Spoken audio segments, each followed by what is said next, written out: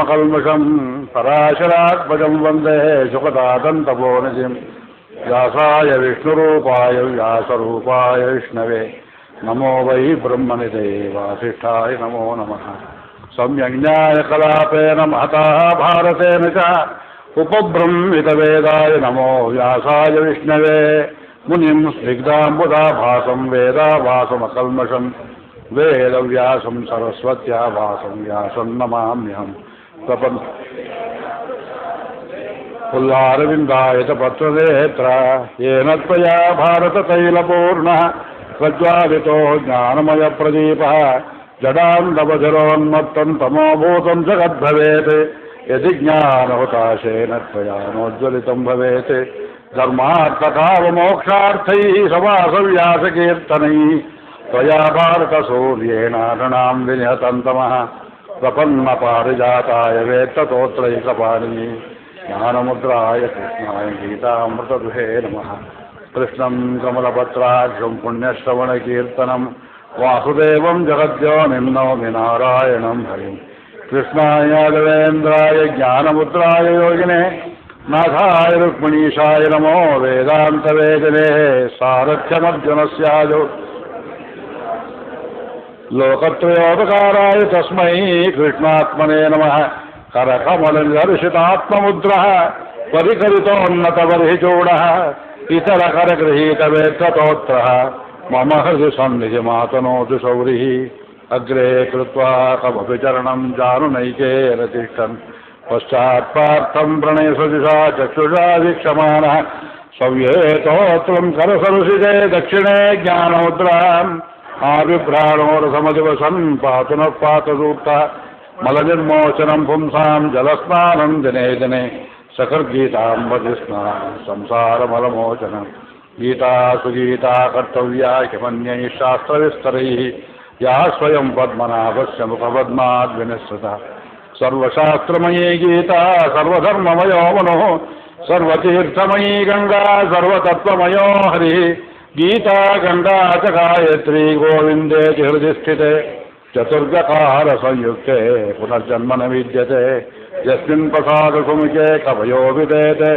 शास्त्राण्यशास्त्रहयं महिमाश्रयाणि कृष्णेन येन हरिणा स्वयमेव गीतं शास्त्रस्य तस्य कविनास्ति परं नु शास्त्रं न वेदान्ताच्छास्त्रं न मधुमथनात् तत्त्वमधिकं न तद्भक्तात् तीर्थं न तदभिमतात् सात्विकवदं न सत्त्वादारोग्यं न बुधभजनात् बोधमधिकं न मुक्ते सौख्यं न द्वयवचनतो क्षेमकरणं दुर्विज्ञानैर्नियमगहनैः दूरविश्रान्तिदेशैः बालानरैः वैवरैः शोचतान्न सुपन्था।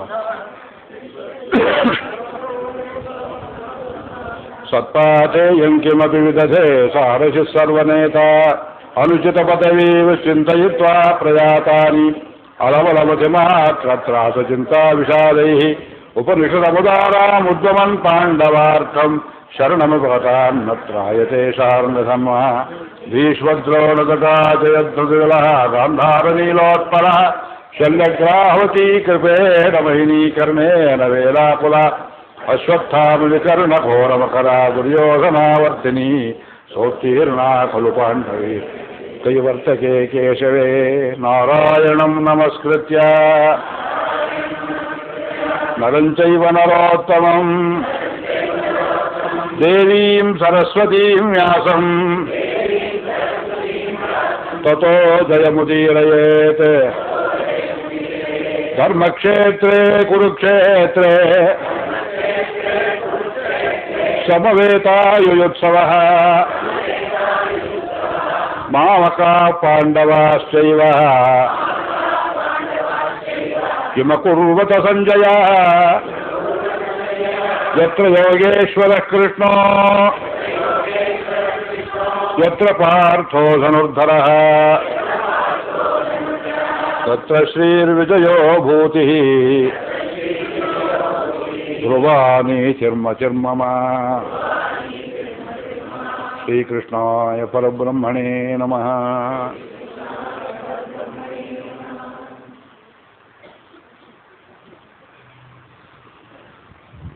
ತಮಗೆಲ್ಲರಿಗೂ ವಂದನೆಗಳು. ವಿಶ್ವರೂಪಾಧ್ಯಾಯವನ್ನು ಯಥಾಮತಿ ಸಂದರ್ಶನ ಮಾಡಿದ್ದೇವೆ. ಅದರ ಅನುಭವ ಮುಗಿಯುವಂತಹದ್ದಲ್ಲ. ಭಕ್ತಿಯೋಗಕ್ಕೆ ಫಲವೇ ಭಗವದ್ ದರ್ಶನ. ಭಕ್ತಿಯಿಂದ ಭಗವಂತನನ್ನು ಕಾಣುವುದು ಭಕ್ತಿಯೋಗ. ಅದು ದರ್ಶನ ಮಾತ್ರ ಆಕಾರ, ಹೃದಯದ ಒಳಗಣ್ಣಿಗೆ ಕಾಣಿಸುವಂಥ ಭಗವಂತನಾಕಾರ. ಅದು ಸಕಲ ಪಾಪಕ್ಷಯಕರ. ಅದು ತನಗೆ ತಾನೇ ಸ್ವಯಂ ಪ್ರಯೋಜನ. ಯುದ್ಧ ಭೂಮಿಯಲ್ಲಿ ಅರ್ಜುನನಿಗೆ ಮಾತ್ರ ತೋರಿಸಿದ್ದು ವಿಶ್ವರೂಪ. ಆ ಕಡೆ ಈ ಕಡೆ ಇದ್ದವರಿಗೆ ಅದು ಕಾಣಿಸ್ಲಿಲ್ಲ. ಭೀಷ್ಮನಿಗೆ, ದ್ರೋಣನಿಗೆ, ಕರ್ಣನಿಗೆ. ಆದರೆ ಎಲ್ಲೋ ದೂರದಲ್ಲಿ ಧೃತರಾಷ್ಟ್ರನ ಹತ್ರ ಕೂತು ಯುದ್ಧದಲ್ಲಿ ಏನು ನಡೆಯಿತು ಅಂತ ಅನುವಾದ ಮಾಡ್ತಾ ಇದ್ನಲ್ಲ, ಸಂಜಯನಿಗೆ ಕಾಣಿಸಿತು. ಅವನಿಗೆ ಯಾಕೆ ಕಾಣಿಸ್ತು? ಗುರುಗಳ ಕೃಪೆ, ವ್ಯಾಸರ ಕೃಪೆ. ತಾನೇ ಹೇಳ್ಕೊಳ್ತಾನೆ. ಕೊನೆಯಲ್ಲಿ 18ನೇ ಅಧ್ಯಾಯದಲ್ಲಿ, ಇದು 74ನೇ ಶ್ಲೋಕ. ಈಗೊಬ್ಬರು ಪ್ರಶ್ನೆ ಕೇಳಿದ್ರು, ಸಂಜಯನಿಗೆ ಕಾಣಿಸ್ತೆ, ಇಲ್ಲಿದೆಯಲ್ಲ, ಇತ್ಯಹಂ ವಾಸುದೇವಸ್ಯ ಪಾರ್ಥಸ್ಯ ಚ ಮಹಾತ್ಮನಃ ಸಂವಾದಮಿಮಶ್ರೌಷಂ ಅದ್ಭುತಂ ರೋಮಹರ್ಷಣಂ. ಒಂದು ಅಕ್ಷರ ಬಿಡದೆ ಅರ್ಜುನ ಮತ್ತು ಕೃಷ್ಣರ ಸಂವಾದವನ್ನು, ರೋಮಹರ್ಷಕವಾದದ್ದನ್ನು ಪೂರ್ತಿ ಕೇಳಿದನಪ್ಪ ನಾನು ಕುರುಡದೊರೆಯೇ. ವ್ಯಾಸ ಪ್ರಸಾದಾತ್ ಶ್ರುತವಾನ್. ಗುರುಕೃಪೆ ಇಲ್ಲದೆ ಇದ್ದರೆ ಕೇಳಿಸೋದಿಲ್ಲ. ಇದು ಗುರುಕೃಪೆ ಇಲ್ಲದೆ ಇದ್ದರೆ ನಿಮ್ಮೆದುರಿಗೆ ಭಗವಂತನ ವಾಣಿ ಇದ್ದರೂ ಪುಸ್ತಕ ಶ್ಲೋಕ ಅರ್ಥ ಆಗೋದಿಲ್ಲ. ನಿಮ್ಮೆದುರಿಗೆ ಇದ್ದಾನೆ, ಈಗಲೂ ಇದ್ದಾನೆ, ವಿಶ್ವರೂಪದಲ್ಲಿದ್ದಾನೆ ಕೃಷ್ಣ, ವಿಶ್ವವೇ ಆಗಿದ್ದಾನೆ. ಏನು ಕಾಣಿಸುತ್ತೆ ನೋಡಿ, ಆ ಒಳಗಿನ ಕಣ್ಣು ತೆಗಿಬೇಕು. ಆ ಕಣ್ಣು ತೆರೆಯುವವನೇ ಗುರು. ಅದಕ್ಕೆ ಜ್ಞೇಯಂ ಯತ್ತತ್ ಪ್ರವಕ್ಷ್ಯಾಮಿ 13ನೇ ಅಧ್ಯಾಯದಲ್ಲಿ ನೀ ತಿಳ್ಕೋಬೇಕಾದ್ದೇನು ಅಂತ ಹೇಳುವಾಗ, ಜ್ಞಾನದ ಲಕ್ಷಣವನ್ನು ಹೇಳುವಾಗ, ಜ್ಞೇಯದ ಲಕ್ಷಣವನ್ನು ಹೇಳುವಾಗ, ಆಚಾರ್ಯೋಪಾಸನಂ ಶೌಚಂ ಸ್ಥೈರ್ಯಂ ಆತ್ಮವಿನಿಗ್ರಹ, ಆಚಾರ್ಯೋಪಾಸನವನ್ನು ಜ್ಞಾನದಲ್ಲಿ ಪ್ರಧಾನ ಲಕ್ಷಣವನ್ನಾಗಿ ಸೇರಿಸಿದರು. ಬರೀ ನಾಲೆಡ್ಜ್ ಇಂಗ್ಲಿಷ್ ಶಬ್ದದ ನಾಲೆಡ್ಜ್ ಇದು ಜ್ಞಾನ ಅಲ್ಲ. ಅನುಭವಾತ್ಮಕದ ಜ್ಞಾನ, ವಿವೇಕ ರೂಪದ ಜ್ಞಾನ, ಸಮಾಧಿ ರೂಪದ ಜ್ಞಾನ, ನಿಶ್ಚಿತ ರೂಪದ ನಿಧಿಧ್ಯಾಸ ಜ್ಞಾನ. ವ್ಯಾಸ ಪ್ರಸಾದಾತ್ ಶ್ರುತವಾನ್ ಏತದ್ಗುಹ್ಯಂ ಅಹಂ ಪರಂ ಯೋಗಂ ಯೋಗೇಶ್ವರಾತ್ ಕೃಷ್ಣಾತ್ ಸಾಕ್ಷಾತ್ ಕಥಯತ ಸ್ವಯಂ. ಇದು ರೆಕಾರ್ಡೆಡ್ ಅಲ್ಲ, ಸಾಕ್ಷಾತ್ ಕಥಯತಃ. ನೇರವಾಗಿ ಒಂದು ಪ್ರಶ್ನೆ ಕೇಳಿಸಿದ್ದಾನೆ, ಅವನು ಉತ್ತರ ಹೇಳ್ತಿದ್ದಾನೆ. ಸಂಜಯ, ಇಷ್ಟೊಂದೆಲ್ಲ ಕೇಳಿದೆಯಲ್ಲ, ಈ 18ನೇ ಅಧ್ಯಾಯದಲ್ಲಿ ನೀನು ಸಾರತಮವಾಗಿ ನೋಡಿದ್ದೇನಾದರೂ ಕೇಳಿದ್ದೇನೂ ಇದ್ರೆ ಹೇಳು ಅಂತ ಕೇಳಿದ್ರೆ ವಿಶ್ವರೂಪವನ್ನು ಹೇಳ್ತಾನೆ. ರಾಜನ್ ಸಂಸ್ಮೃತ್ಯ ಸಂವೃತ್ಯ ಸಂವಾದವಿಮದ್ಭುತಂ ಕೇಶವಾರ್ಜುನಯೋ ಪುಣ್ಯಂ ಹೃಷ್ಯಾಮಿ ಚ ಮುಹುರ್ಮುಹು. ಒಂದು ಸಲ ಪ್ರವಚನ ಕೇಳುವುದರಲ್ಲೂ ಇದೆ ಪ್ರಯೋಜನ. ಮೊದಲು ಸಲ ಕೃಷ್ಣನ ಕೈಯಲ್ಲಿ ಕೇಳಿದವನು ಇವನು ನೆನಪಿಟ್ನೋ ಮರೆತನೋ ಸಂವಾದ. ಸಂಜಯ್ ಹೇಳ್ತಾನೆ, ಕೇಶವಾರ್ಜುನರ ಈ ಸಂವಾದವನ್ನು ಹೃಷ್ಯಾಮಿ ಚ ಮುಹುರ್ಮುಹು, ಮತ್ತೆ ಮತ್ತೆ ಮತ್ತೆ ನಾನು ನೆನೆಸಿಕೊಂಡು ಸಂತೋಷ ಪಡ್ತೇನೆ. ತಚ್ಚ ಸಂಸ್ಮೃತ್ಯ ಸಂಸ್ಮೃತ್ಯ ರೂಪಮತ್ಯದ್ಭುತಂ ಹರೇ. ಆಹಾ, ಎಷ್ಟು ಪುಲಕಿತವಾಗುವಂತಹ ಅದ್ಭುತ ರೂಪವನ್ನು ತೋರಿಸಿದ ಕೃಷ್ಣ. ವಿಸ್ಮಯೋ ಮೇ ಮಹಾನ್ ರಾಜನ್ ಹೃಷ್ಯಾಮಿ ಚ ಪುನಃ ಪುನಃ. ನನಗೆ ವಿಸ್ಮಯವಾಯಿತು, ಆಶ್ಚರ್ಯವಾಯಿತು. ಸರ್ವಾಶ್ಚರ್ಯಮಯಂ ದೇವಂ ಅನಂತಂ ವಿಶ್ವತೋಮುಖಂ. ವಿಶ್ವರೂಪ ನೋಡಿ ವಿಸ್ಮಯ ಆಗಬೇಕು, ಹೆದರತಕ್ಕದ್ದಲ್ಲ. ಹೆದರಿದನಲ್ಲ ಅರ್ಜುನ ಅಂದರೆ ಅವನ ಹೃದಯ ಇನ್ನೂ ಅಪಕ್ವವಾಗಿತ್ತು. ಕೃಷ್ಣನ ಪ್ರೀತಿ ಉಕ್ಕಿ ಬಂದುಬಿಡ್ತು, ಅರ್ಜುನನ ಹೃದಯ ಅಪಕ್ವವಾಗಿತ್ತು. ಪಕ್ವವಾದ ಹೃದಯಕ್ಕೆ ದೇವರು ಕಾಣಿಸಬೇಕು ಅಂತಿಲ್ಲ.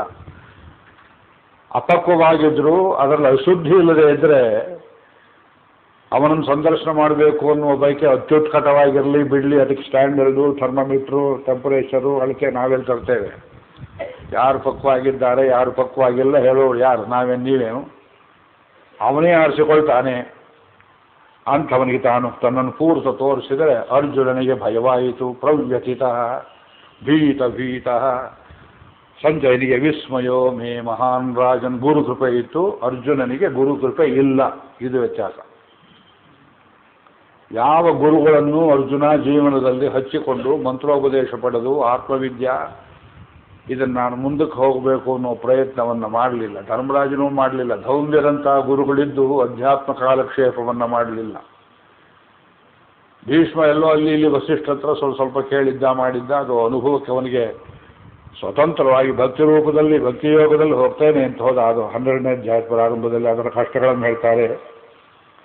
ಇವನು ಗುರುಭಕ್ತಿ ಇದ್ದವನು, ಆಚಾರ್ಯ ಪ್ರಪತ್ತಿ ಮಾಡಿದ್ದವನು. ವಿಸ್ಮಯೋ ಮೇ ಮಹಾನ್ ರಾಜನ್ ಹೃಷ್ಯಾಮಿ ಚ ಪುನಃ ಪುನಃ. ಗೀತೆ ಓದಬೇಕು, ವಿಶ್ವರೂಪವನ್ನು ದರ್ಶನ ಮಾಡಬೇಕು. ದಿವಸ ಗೀತೆ ಓದ್ತಕ್ಕಂಥವ್ರು ಎಲ್ಲಿದ್ದೀರಂತೆ, ನಿಮಗೆಲ್ಲರಿಗೆ ನಮಸ್ಕಾರ. 2 ಗಂಟೆ ಕಾಲ ಹಿಡಿಯುತ್ತೆ, ಅದಕ್ಕಿಂತ ಪರಮ ಪುರುಷಾರ್ಥ ಇಲ್ಲ.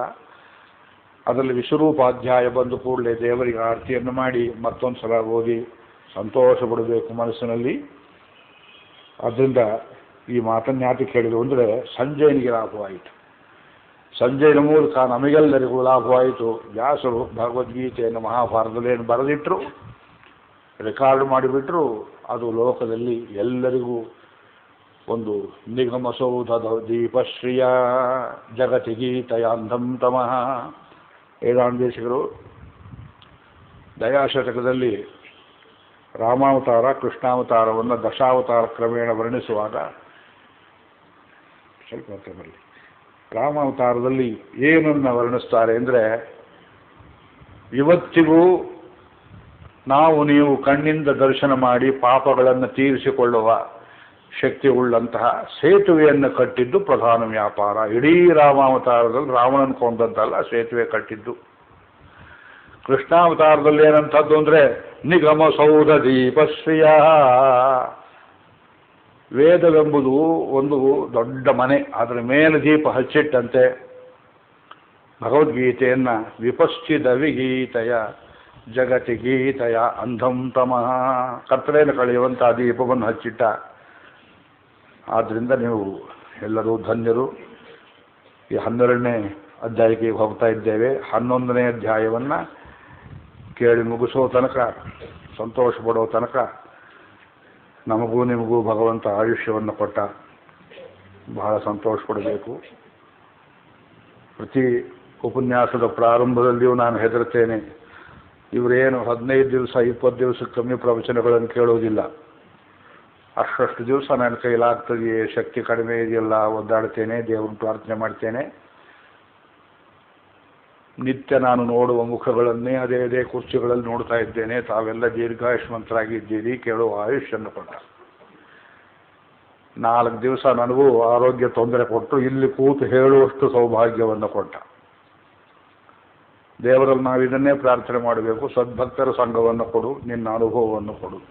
ಇದನ್ನೂ ಕೇಳದೆಯೇ ಕೊಡ್ತಾನೆ, ಕೇಳಬೇಕಾದ್ದಿಲ್ಲ ಅದು.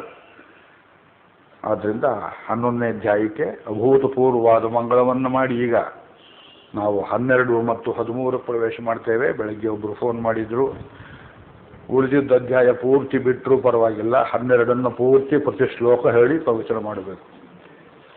ಇನ್ನೊಬ್ರು ಹೇಳ್ತಾರೆ 13ನೇ ಅಧ್ಯಾಯ ಪೂರ್ತಿ ಹೇಳಬೇಕು, ನನ್ನ ಮಗ. ಇನ್ನೊಬ್ರು ಹೇಳ್ತಾರೆ 15ನೇ ಅಧ್ಯಾಯ ಪುರುಷೋತ್ತಮ ಯೋಗ. ಮತ್ತೊಬ್ರು ಹೇಳ್ತಾರೆ ಶರಣಾಗತಿ ಧರ್ಮ ಇರುವ 18ನೇ ಅಧ್ಯಾಯ. ಯಾವುದನ್ನು ಹೇಳೋಣ, ಯಾವುದನ್ನು ಬಿಡೋಣ? ಅವನೇನು ಹೇಳಿಸ್ತಾನೆಯೋ 1.5 ಗಂಟೆ ಚೌಕಟ್ಟಿನಲ್ಲಿ ಅಷ್ಟೇ ಹೇಳಿಸೋದು, ಅದೇ ತಾತ್ಪರ್ಯ. 12ರ ಪ್ರಾರಂಭದಲ್ಲಿ ಇಲ್ಲಿ 2 ಮುಖ್ಯ ಪ್ರಮೇಯಗಳು. 12ರಲ್ಲಿ ಕಾನ್ಸ್ಪೆಕ್ಟಸ್ ಹೇಳಿಬಿಡ್ತೇನೆ. 2 ಮುಖ್ಯ ಪ್ರಮೇಯಗಳು. ಒಂದನೆಯದು ಅರ್ಜುನನಿಗೆ ಬಂದ ಸಹಜವಾದ ಪ್ರಶ್ನೆ, ಕೃಷ್ಣ, ನಿನ್ನನ್ನು ಭಕ್ತಿಪೂರ್ವಕವಾಗಿ ಧ್ಯಾನ ಮಾಡಿದರೆ ಈ ರೀತಿ ವಿಶ್ವರೂಪದಲ್ಲಿ ಒಳಗಿನ ಕಣ್ಣಿಗೆ ನೀನು ಕಾಣಿಸ್ತೀಯೇ, ಹೊರಗಿನ ಮಾಂಸದ ಕಣ್ಣಿಗೆ ಇಂದ್ರಿಯಗಳಿಗೆ ಕಾಣಿಸದೇ ಇದ್ದರೂ ಒಳಗಿನ ಕಣ್ಣಿಗೆ ಕಾಣಿಸ್ತೀಯೇ, ಆಕಾರವುಳ್ಳವನಾಗಿ, ಗುಣವುಳ್ಳವನಾಗಿ, ರೂಪವುಳ್ಳವನಾಗಿ. ಇದು ಸಗುಣೋಪಾಸನೆ ಅಂತ ಕೆಲವರು ಹೇಳ್ತಾರೆ. ಇನ್ನು ಕೆಲವರು 8ನೇ ಅಧ್ಯಾಯದಲ್ಲಿ ನಾವು ಹೇಳಿ ಕೈಬಿಟ್ಟಂತೆ ಭೃಗೋರ್ ಮಧ್ಯೆ ಪ್ರಾಣಮಾವೇಶ ಸಮ್ಯಕ್, ಅವ್ಯಕ್ತೋಕ್ಷರಯುಕ್ತ ಇತ್ಯುಕ್ತ ತಮಾಹು ಪರಮಾಂಗತಿ. ಅವ್ಯಕ್ತೋಪಾಸನೆ ನಿರ್ಗುಣೋಪಾಸನೆ ಅಂತ ಮಾಡ್ತಾರೆ. ನಿರ್ಗುಣೋಪಾಸನೆ ಮಾಡಿ ನಿನ್ನನ್ನು ಹೊಂದುವುದು ಹೆಚ್ಚು ಶ್ರೇಷ್ಠವೋ, ಸಗುಣೋಪಾಸನೆ ಮಾಡುವುದು ಶ್ರೇಷ್ಠವೋ ಅಂತ ಒಂದು ಬಾಂಬ್ ಶೆಲ್ ಹಾಕಿದ ಇಲ್ಲಿ ಅರ್ಜುನ. ಯಾಕೆ ಲೋಕದಲ್ಲಿ ಅನೇಕರಿಗೆ ಭ್ರಾಂತಿ ಇರುವುದು ಈ ಜಾಗದಲ್ಲಿ.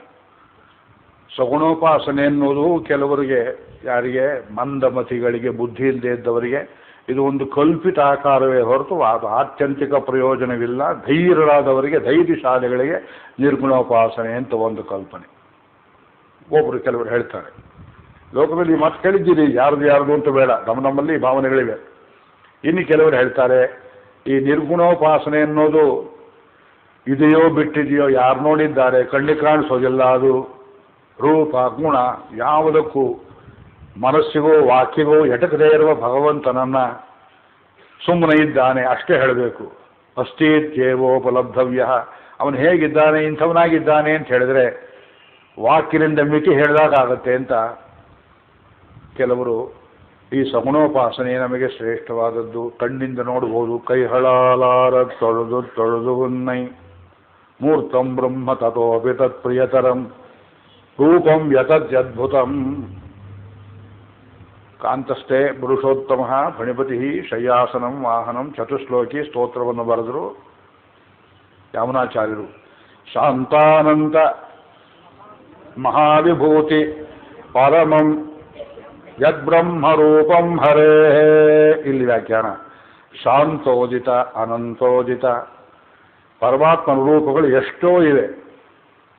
ಶಾಂತಾನಂತ ಮಹಾವಿಭೂತಿ ಪರಮಂ ಯದ್ಬ್ರಹ್ಮರೂಪಂ ಹರೇ ರೂಪಂ ಮೂರ್ತಂ. ಮೂರ್ತ ಅಮೂರ್ತ ಅಂತ ಎರಡು. ಕಣ್ಣಿಗೆ ಕಾಣಿಸದೇ ಇದ್ದುದು ಅಮೂರ್ತ. ದೇವರು ಕಣ್ಣಿಗೆ ಕಾಣಿಸ್ಲಿ ಅಂತಲೇ ಉದ್ದೇಶ ಇಟ್ಕೊಂಡು ಕೆಲವರು ಬೇಕಂತ ಅವನಿಗೆ ಸುಮ್ಮನೆ ನಾರಾಯಣ ಅಂತ ಹೇಳೋದ್ರೆ ನಾರಾಯಣ ಮೂರ್ತಿ, ನರಸಿಂಹ ಮೂರ್ತಿ, ಕೇಶವ ಮೂರ್ತಿ, ಈ ಮೂರ್ತಿ ಮೂರ್ತಿ ಮೂರ್ತಿ ಶಬ್ದವನ್ನು ಹೇಳ್ತಾರೆ. ಈ ಕಣ್ಣಿಗೂ ಬೇಕು. ಇದಕ್ಕೆ ಯಾಕೆ ಬೇಡ? ಇದಕ್ಕೆ ಬೇಡದೆ ಇದ್ರೆ ಕಣ್ಣು ಯಾಕೆ ಕೊಟ್ಟ ದೇವರು? ಇದಕ್ಕೂ ಪ್ರತ್ಯಕ್ಷನಾಗಬೇಕು. ಅದು ಶುದ್ಧವಿಲ್ವಲ್ಲ. ಅದನ್ನು ಶುದ್ಧ ಮಾಡಿಕೊಡು. ನೀ ಅಶುದ್ಧ ಮಾಡಿದ್ದೀಯಲ್ಲ, ತಪ್ಪಾಯಿತು ಸ್ವಾಮಿ, ಇನ್ಮೇಲೆ ಒಳ್ಳೆಯದ ನಡ್ಕೊಳ್ತೇನೆ, ಇದನ್ನ ಡಿಸ್ಕೌಂಟ್ ಮಾಡಬೇಡ. ಕಣ್ಣಿಗೂ ಕಿವಿಗೂ ಶಬ್ದ ಸ್ಪರ್ಶ ರಸ ಎಲ್ಲಕ್ಕೂ ಎಟ್ಕೋವಂತೆ ನೀ ದರ್ಶನ ಕೊಡಬೇಕು. ಶಾಂತಾನಂತ ಮಹಾವಿಭೂತಿ ಪರಮಂ ಇರ್ಬೋದದು. ಶಾಂತೋದಿತ, ಅನಂತೋದಿತ, ನಿತ್ಯೋದಿತ. ರಹಸ್ಯ ತ್ರಯಸಾರದಲ್ಲಿ ವೇದಾಂತ ದೇಶಿಕರು ಪರಿಪೂರ್ಣ ಬ್ರಹ್ಮಾನುಭವ ಅನ್ನುವ ಅಧ್ಯಾಯದಲ್ಲಿ ಇದನ್ನೆಲ್ಲ ಬರೆದಿದ್ದಾರೆ.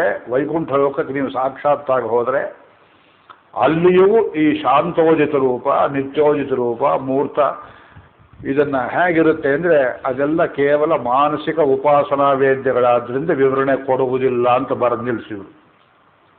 ಏನು ಸಾಯ್ಬೇಕು ನಾವು ನೋಡಿ. ಆ ಕೈಗೆ ಹಟ್ಕೋದಿಲ್ಲ ರೂಪ. ವಿಶಾಖ ಸ್ತಂಭ ರೂಪದಲ್ಲಿ ದೀಪವನ್ನು ಹಚ್ಚುವಾಗ ದೀಪಜ್ವಾಲಾಕಾರದಲ್ಲಿ ಹೇಗಿದ್ದಾನೆಯೋ ಅದೇ ರೂಪದಲ್ಲಿ ದರ್ಶನ ಕೊಡ್ತಾನಂತ ಭಗವಂತ. ಆಗಮಶಾಸ್ತ್ರಗಳಲ್ಲಿ ಹೇಳ್ತಾರೆ. ಅದರಲ್ಲಿ ನಿಮ್ಗೆ ಅನುಭವ ಬಂತು, ಆನಂದ ಉಂಟಾಯಿತು. ಇಲ್ಲಿ ಭಗವದ್ಗೀತೆ ವಿಶ್ವರೂಪ ದರ್ಶನ ಮಾಡುವುದರಲ್ಲಿ ಏನು ಸಂತೋಷವೋ ಅದು ಬಂದರೆ ಉಂಟು, ಬರದೇ ಇದ್ರೆ ಇಲ್ಲ. ಅಯ್ಯೋ ಇಲ್ಲೇ ಚೆನ್ನಾಗಿತ್ತಲ್ಲ ಗೋಖಲೆ ಇನ್ಸ್ಟಿಟ್ಯೂಟಲ್ಲಿ ವಿಶ್ವರೂಪಾಧ್ಯಾಯ, ನಾವು ಯಾತಕ್ಕೆ ವೈಕುಂಠಕ್ಕೆ ಬಂದವು ಅಂತ ನೀವು ಬೈಕೊಳ್ಳೋ ಪಕ್ಷದಲ್ಲಿ ಮೂರ್ತಂ ಬ್ರಹ್ಮ ತಥೋಪಿ ತತ್ಪ್ರಿಯಕರಂ ರೂಪಂ ಯತದ್ಯದ್ಭುತಂ ಯಾನ್ಯನ್ಯಾನಿ. ಅದೆಲ್ಲದರಲ್ಲಿ ಭಗವಂತನ ಅಂಶದಲ್ಲಿ ಲಕ್ಷ್ಮಿ ಕೂತಿದ್ದಾಳೆ. ಗಾಢೋಗೂಢಾನಿತೆ. ಶಾಂತೋದಿತ, ನಿತ್ಯೋದಿತ, ಅನಂತೋದಿತ, ಅವ್ಯಕ್ತ, ನಿರ್ಗುಣ ಅಥವಾ ಸಗುಣ, ಸಾಕಾರ ಎಲ್ಲದರಲ್ಲಿ ಲಕ್ಷ್ಮೀ ಸಾನ್ನಿಧ್ಯವಿದ್ದ ಹೊರತು ಅವನು ನಿಮ್ಮ ಅನುಭವಕ್ಕೇ ಬರುವುದಿಲ್ಲ. ಅರವಿಂದರು ಈ ಸತ್ಯದ ಆನಂದ ಫಾರ್ಮುಲಾದಲ್ಲಿ ಈ ಚಿತ್ತಂತ್ರ ಲಕ್ಷ್ಮಿ ಅಂತ ಹೇಳ್ತಾರೆ ಅವರು. ಮನಸ್ಸಿಗೆ ಮೇಲೆ ಸೂಪರ್ ಮೈಂಡ್, ವಿಜ್ಞಾನ ಕೋಶದ ಮೇಲಕ್ಕೆ ನೀವು ಹೋಗಬೇಕಾದ್ರೆ ಮೊದಲು ಸತ್ ಇದ್ದಾನೆ ಅಂತ ಅಷ್ಟೇ ಗೊತ್ತಾಗತ್ತೆ. ಹೇಗಿದ್ದಾನೆ? ಚೈತನ್ಯಮಯವಾಗಿದ್ದಾನೆ. ಪರಪತ್ನ ಇದು ನಮಗೆ ನಿತ್ಯಾನುಭೂತಿ. ಅಲ್ಲಿಂದ ಮೇಲಕ್ಕೆ ಹೇಗಿದ್ದಾನೆ? ಆನಂದ ರೂಪವಾಗಿದ್ದಾನೆ. ಸತ್ ಚಿತ್ರ ಆನಂದ. ಸುಮ್ಮನೆ ಇದ್ದಾನೆ ಇಷ್ಟು ಹೇಳಿದ್ರೆ ನೀವು ಅನುಭವಕ್ಕೆ ಬರೋದಿಲ್ಲ. ಇದ್ದಾನೆ ನಿಜ, ಹೇಗಿದ್ದಾನೆ? ನೀಲತೋ ಯದ ಮಧ್ಯಸ್ಥ ವಿದ್ಯುಲ್ಲೇಖೆ ವಭಾಸ್ವರ ನೀವಾರ ಶೂಕವತ್ತನ್ವಿ ಪೀತಾಭಾಸ್ಯಾತ್ ತನೋಪಮಾ ತಸ್ಯ ಶಿಖಾಯ ಮಧ್ಯೆ ಪರಮಾತ್ಮ ವ್ಯವಸ್ಥಿತಃ ಸಬ್ರಹ್ಮ ಸಚಿವಸ್ಸೇಂದ್ರ ಸೋಕ್ಷರಃ ಪರಮಸ್ವರಾಟ್ ಋತಕಂ ಸತ್ಯಂ ಪರಂ ಬ್ರಹ್ಮ ಪುರುಷಂ ಕೃಷ್ಣಪಿಂಗಳಂ ಊರ್ಧ್ವರೇತಂ ವಿರೂಪಾಕ್ಷಂ ವಿಶ್ವರೂಪಾಯ ವೈ ನಮಃ. ಓಂ ನಾರಾಯಣಾಯ ವಿದ್ಮಹೇ ವಾಸುದೇವಾಯ ಧೀಮಹಿ ತನ್ನೋ ವಿಷ್ಣು ಪ್ರಚೋದಯಾತ್. ಯಾಜ್ಞಿಕೀ ಉಪನಿಷತ್ತು ಮಹಾನಾರಾಯಣ ಅಂತ ಹೇಳ್ತಾರೆ. ನೀಲತೋ ಯದ ಮಧ್ಯಸ್ಥ, ನೀಲಿಯ ಮೋಡ, ಕಪ್ಪು ಮೇಘ, ಕಾಳಮೇಘ, ಇನ್ನೇನು ಮಳೆ ಸುರಿಸಬೇಕು. ಅದರಲ್ಲಿ ವಿದ್ಯುಲ್ಲೇಖೆ ವಭಾಸ್ವರ, ಒಂದು ವಿದ್ಯುತ್ ಮಿಂಚಿದಂತೆ ಭಗವಂತನ ನೀಲಕಾಂತಿಯುಕ್ತವಾದ ದಿವ್ಯಮಂಗಳ ವಿಗ್ರಹ ಚಿರುಮೇನಿಯಲ್ಲಿ ಲಕ್ಷ್ಮೀದೇವಿ ಮಿಂಚಿನಂತೆ ಮಿಂಚಿ ಅವನನ್ನು ಚಿನ್ಮಯನನ್ನಾಗಿ ಮಾಡ್ತಾಳೆ. ಅವಳಿಲ್ಲದೆ ಬರೀ ಮೋಡ ನೋಡಿದ ಪ್ರಯೋಜನ ಆಗೋದಿಲ್ಲ. ಅದಕ್ಕೆ ಎದೆಯಲ್ಲಿ ಕೂತಿದ್ದಾಳೆ. ಅವಳನ್ನು ಬಿಟ್ಟು ಇವನನ್ನು ನಿರೂಪಣೆ ಮಾಡುವುದಕ್ಕೆ ಆಗೋದಿಲ್ಲ. ಇವನು ಇಂಥವನು ಅಂತ ಹೇಳಬೇಕಾದ್ರೆ ಅವಳ ಸಾನ್ನಿಧ್ಯವಿರಬೇಕು ಅಂತ ಹೇಳ್ತೇವೆ. ಆದ್ದರಿಂದ ಸಚ್ಚಿದಾನಂದ ಸ್ವರೂಪ ಅರವಿಂದರ ಸಂಪ್ರದಾಯದಲ್ಲಿ ಈ ಮಾತೃಶಕ್ತಿ ಎಂಬುದಕ್ಕೆ ತುಂಬ ಪ್ರಾಧಾನ್ಯತೆ ಉಂಟು. ಶ್ರೀವೈಷ್ಣವ ಸಂಪ್ರದಾಯದಲ್ಲಿ ಶ್ರೀ ಹೇಗೆಯೋ, ಅರವಿಂದರ ಸಂಪ್ರದಾಯದಲ್ಲಿ ಈ ಶ್ರೀ ಮಾತಾ ತತ್ವ, ಲಕ್ಷ್ಮೀ ತತ್ವ ಬಹಳ ಮುಖ್ಯವಾದದ್ದು. ಇದಕ್ಕೆ ಯಾಕೆ ಇಷ್ಟು ಸಾದೃಶ್ಯ ಅಂದರೆ ಅವರು ಯೋಗದಿಂದ ಕಂಡುಕೊಂಡರು, ಇವರು ಪರಂಪರೆಯಿಂದ ಕಂಡುಕೊಂಡರು. ಆದ್ದರಿಂದ ಈ ಮುಹೂರ್ತ ಬ್ರಹ್ಮರೂಪ ಇದೆಯಲ್ಲ, ಒಂದು ಆಕಾರ, ಇದು ಕಲ್ಪಿತ ಆಕಾರ, ಅದು ಮಾತ್ರ ಮಹಾಪರಾಧ. ಯಾರು ಹಾಗೆ ಹೇಳಬಾರದು. ಅರ್ಜುನನಿಗೆ ಭ್ರಾಂತಿ ಉಂಟು ಮಾಡುವುದಕ್ಕೆ, ಮೊದಲೇ ಭಯಭ್ರಾಂತನಾಗಿದ್ದವನಿಗೆ ಇನ್ನಷ್ಟು ಭಯಭ್ರಾಂತಿ ಉಂಟು ಮಾಡುವುದಕ್ಕೆ ತೋರಿಸಿದ ಇಂದ್ರಜಾಲವಲ್ಲ ಇದು. ಇದು ನಿಜವಾಗಿಯೇ ತೋರಿಸಿದ ರೂಪ.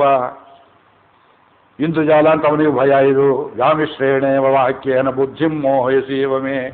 ಇಂದ್ರ ಶಂಬರಾಸುರನನ್ನು ಹೆದರಿಸೋದಕ್ಕೆ ಮಾಯಾವಿದ್ಯೆಗಳನ್ನು ಸೃಷ್ಟಿ ಮಾಡ್ತಾ ಇದ್ದ. ಅದಕ್ಕೆ ಇಂದ್ರಜಾಲ ಅಂತ ಹೇಳ್ತಾರೆ, ಕಣ್ಣು ಕಟ್ಟಿ ಮಾಯೆ.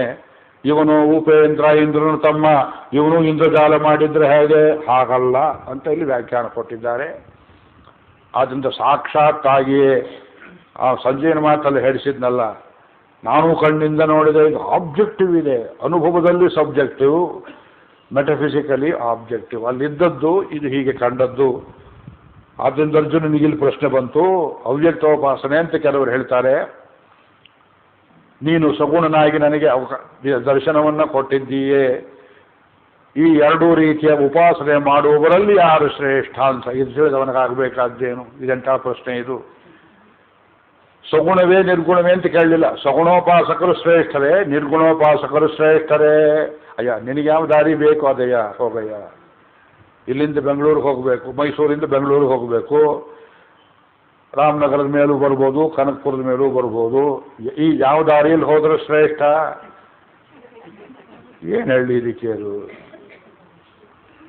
ದಾರಿ ಬೇರೆ ಕಾಣಿಸುತ್ತೆ ಅಷ್ಟೇ. ಅದು ಆ ರೋಡ್ ಚೆನ್ನಾಗಿದೆ, ಈ ರೋಡ್ ಚೆನ್ನಾಗಿದೆ, ಹೋದ್ಮೇಲೆ ಗೊತ್ತಾಗುತ್ತೆ ನಿಮಗೆ. ಅದು ಯಾವ ರೋಡು ಚೆನ್ನಾಗಿಲ್ಲ. ಹಾಗೆ ನೋಡಿದರೆ ಭಗವಂತನ ಉಪಾಸನೆ ಸುಲಭವಲ್ಲ, ಅಷ್ಟು ಅಲ್ಲಿರೋ ತಾತ್ಪರ್ಯ. ಕಣ್ಣಿಗೆ ಕಾಣಿಸಿದ ಅಂದ ಮಾತ್ರಕ್ಕೆ ನಿಮಗೆ ಅಟಿಕೆ ಬಿಡ್ತಾನೆ ಗೊತ್ತಾಗುತ್ತೆ ನೋಡಿ. ಅರ್ಥ ಮಾಡ್ಕೊಳ್ತೀರಾ? ಈ ಕಥೆ ಹೇಳಬೇಕು, ಅಧ್ಯಾಯ ಮುಗಿಯೋದಿಲ್ಲ, ನಾನೇನು ಮಾಡಲಿ. ಬೇಂದ್ರೆಯವರು ಒಂದು ಕಥೆ ಹೇಳ್ತಿದ್ರು. ಒಬ್ಬ ಕುರುಬ, ಭಯ ಆಗುತ್ತೆ ಆ ಶಬ್ದ ಹೇಳೋದಕ್ಕೆ ನಮಗೆ. ಆ ಶಬ್ದ ಒಳ್ಳೆ ಶಬ್ದವೇ. ಒಂದು ಭಾಗವತ ಪುರಾಣ ಒಬ್ಬರು ಹೇಳ್ತಿದ್ರು. ಒಂದು ಹಳ್ಳಿಯಲ್ಲಿ ಆಲದ ಕಟ್ಟೆ ಮೇಲೆ ಎಲ್ಲ ಕೇಳ್ತಿದ್ರು. ಇವನು ಕೇಳಿದ. ಕಣ್ಣಲ್ಲಿ ಆನಂದ ಭಾವ, ಕೃಷ್ಣ ರೂಪವನ್ನು ಕೇಳಿ ಕೇಳಿ ಭಾಗವತ ಪುರಾಣ. ಕುರಿಗಳು ಮೇಯ್ತಾ ಇವೆ. ಒಂದು ದಿವಸ ಅವನ ಕಣ್ಣಿಗೆ ಕಟ್ಟುವಂತೆ ವರ್ಣನೆ ಮಾಡಿಬಿಟ್ಟಿದ್ದಾರೆ ಪುರಾಣ ವಾಚಕರು. ಇವನೇನು ಮಾಡಿದ? ಕುರುಗಳು ತಮ್ಮಷ್ಟು ತಾವು ಮೇಯ್ತಾ ಇದ್ದೇವೆ, ಅದು ಒಂದು ಹೊಂಡ ಇದೆ, ನೀರಿನ ಹೊಂಡ.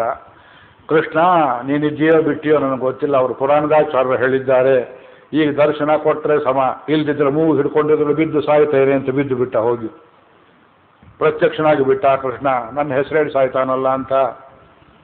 ಏನು ನೀಲಮೇಘ ಶ್ಯಾಮ, ನವಿಲಿನ ಗರಿ, ಕೈಯಲ್ಲಿ ಕೋಳಲು, ಏನು ಅರಳಲೆ ಮಗ, ಈ ಪುರಂದರದಾಸರು ವರ್ಣನೆ ಮಾಡಿದಾಗ ನಿಂತು ಬಿಟ್ಟ. ಇವನ ಮೇಲೆ ಕೆದ್ದ. ಎದ್ದ ಮೇಲೆ ನೀ ಕೃಷ್ಣನೋ ಅಲ್ವೋ ನನಗೆ ಹೇಗೆ ಗೊತ್ತು ಅಂತ ಒಂದು ಸಂಶಯ. ಭಿದ್ಯತೆ ಹೃದಯ ಗ್ರಂಥಿ ಛಿದ್ಯಂತೆ ಸರ್ವ ಸಂಶಯ. ಅದಾಗಲಿಲ್ಲ ಅವನಿಗೆ. ನಾನೇ ಕಣಪ್ಪ ಕೃಷ್ಣ ಅಂತ. ಹೌದು, ಬರೋರೆಲ್ಲ ಹಾಗೆ ಹೇಳ್ತಾರೆ. ನೀ ಕೃಷ್ಣನೇ ಅಲ್ಲವೋ ಹೌದೋ? ನಾವು ಸ್ವಲ್ಪ ತಾಳು ಇಲ್ಲಿ ನಿಂತ್ಕೋ, ನಮ್ಮ ಪುರಾಣದ ಆಚಾರ ಹೇಳಿದ್ರಲ್ಲ ಅವನ್ನ ಕರ್ಕೊಂಡ್ಬರ್ತೀನಿ, ಅವ್ರು ಹೇಳಿ ಸರ್ಟಿಫೈ ಮಾಡಿದ್ರು ನೀ ಕೃಷ್ಣ, ಇಲ್ದಿದ್ರಿಲ್ಲ ಅಂತ ಅವ್ರ ಮನೆಗೆ ಹೋದ. ಅವ್ರು ಊಟ ಮಾಡ್ತಾ ಕೂತಿದ್ರು. ಏನಪ್ಪ ಅಂದರು. ಇಲ್ಲೊಬ್ಬ ಬಂದಿದ್ದಾನೆ ಕೃಷ್ಣ ಅಂತ ಹೇಳ್ತಾನೆ, ಅವ್ನು ಕೃಷ್ಣನೋ ಇಲ್ಲವೋ? ಅಯ್ಯೋ ಗಾಬರಿ, ಕೈ ತೊಳ್ಕೊಂಡು ಬಂದ್ರು ಅವರು. ಆಮೇಲೆ ಎಲ್ಲಿದ್ದಾನವನು? ಇಲ್ಲಿದ್ದಾನೆ, ನಿಂತಿದ್ದಾನೆ ನೋಡಿ. ಕರ್ಕೊಂಡ್ಬಂದರು, ನೋಡಿದರು. ಆಮೇಲೆ ಇವ್ರು ಹೇಳಿದರು, ಅಲ್ಲಿ ಭಾಗವತಲ್ಲಿ ಇದ್ದಿದ್ದು ನಾ ಹೇಳಿದ್ದೆ, ಅವ್ರು ನಾನೆಲ್ಲಿ ನೋಡಿದ್ದೀನಿ ಅವನ್ನ? ಮತ್ತು ನೀವು ಹೇಳಿದ್ರಿ ಅಂತ ನಾ ಕರೆದ್ನಲ್ಲ ಅವನ್ನ. ಇವರಿಬ್ಬರು ಜಗಳದಲ್ಲಿ ಕೃಷ್ಣ ತಲೆ ಕೆಚ್ಕೊಂಡು ಇವ್ರಿಗೆ ನಾ ದರ್ಶನ ಕೊಟ್ಟಿದ್ದು ತಪ್ಪಾಯಿತು ಅಂತ ಅಂತರ್ಧಾನನಾದನಂತೆ. ಇಂಥದ್ದು 1000 ಕಥೆ ಹೇಳೋರು.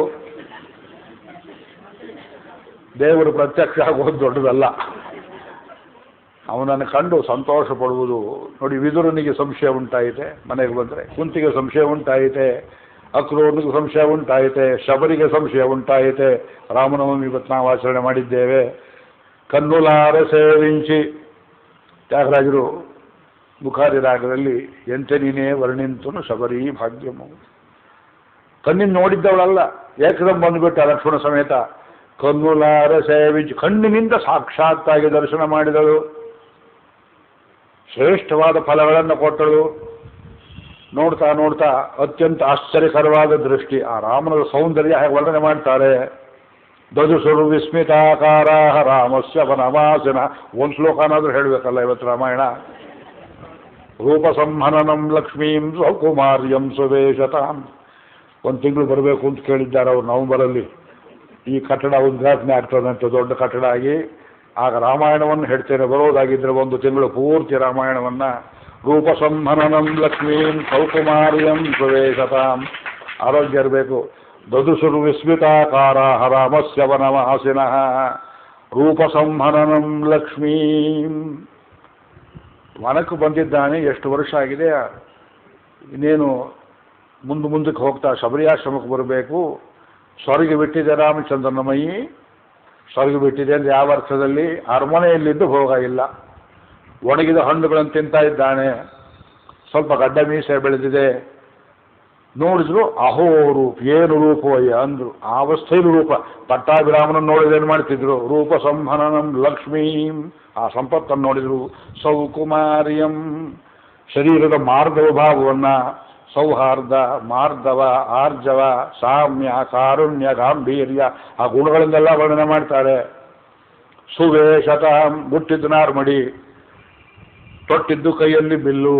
ಸುವೇಶದ್ದು ಒಳ್ಳೆ ರೂಪವಂತೆ, ವೇಷವಂತೆ. ಸೌಕುಮಾರ್ಯಂ ಸುವೇಶತಾಂ. ದದೃಶುಹು, ಋಷಿಗಳು ನೋಡಿದರು. ವಿಸ್ಮಿತಾಕಾರ ಅನ್ನಲ್ಲ, ವಿಸ್ಮಿತಾಕಾರಾಹ. ನೋಡುವವರು ಬಾಯಿ ತಕೊಂಡು ನೋಡ್ತಾ ಇದ್ದಾರೆ. ಇವರಿಗೂ ಸೌಂದರ್ಯ ಉಂಟಾಯಿತು, ರೂಪ ಉಂಟಾಯಿತು, ವೈಭವ ಉಂಟಾಯಿತು. ಎಲ್ಲ ರಾಮನನ್ನು ನೋಡುವುದಕ್ಕಿಂತ ಋಷಿಗಳನ್ನೇ ನೋಡುವುದು ಚೆನ್ನ ಅಂತ ಅನಿಸುವಷ್ಟರ ಮಟ್ಟಿಗೆ ವಿಸ್ಮಿತಾಕಾರ ರಾಮಸ್ಯ ವನವಾಸಿನಃ. ಕಷ್ಟ ಹೇಳ್ಕೊಳಕ್ ಬಂದು ಅನ್ನೋದನ್ನು ಮರೆತು ಬಿಟ್ರು. ಮಂಗಳಾನಿ ಪ್ರಯುಂಜಾನಃ. ರಾಮನಿಗೆ ನೀ ನಾಮರೂಪ ಮೂಲಕ ನಿತ್ಯ ಜಯ ಮಂಗಳಂ. ಮಂಗಳಾಶಾಸನದ ವಾಕ್ಯ ಬಂತು, ನಮ್ಮ ಕಷ್ಟ ನೋಡು ಅಂತ ಹೇಳಲಿಲ್ಲ. ಅಂಥ ದಿವ್ಯ ರೂಪ ಭಗವಂತನ ರೂಪ. ಇದು ಕಲ್ಪಿತವಾದದ್ದೇ.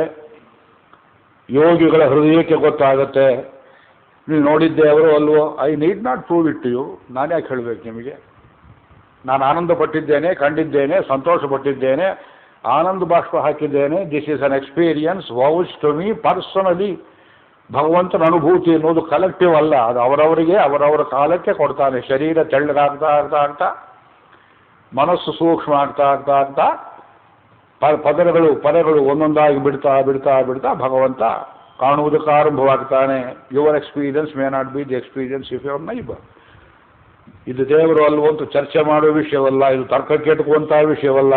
ಅನುಭವೈಕವೇದ್ಯವಾದದ್ದು ಭಗವಂತನ ಅನುಭವ.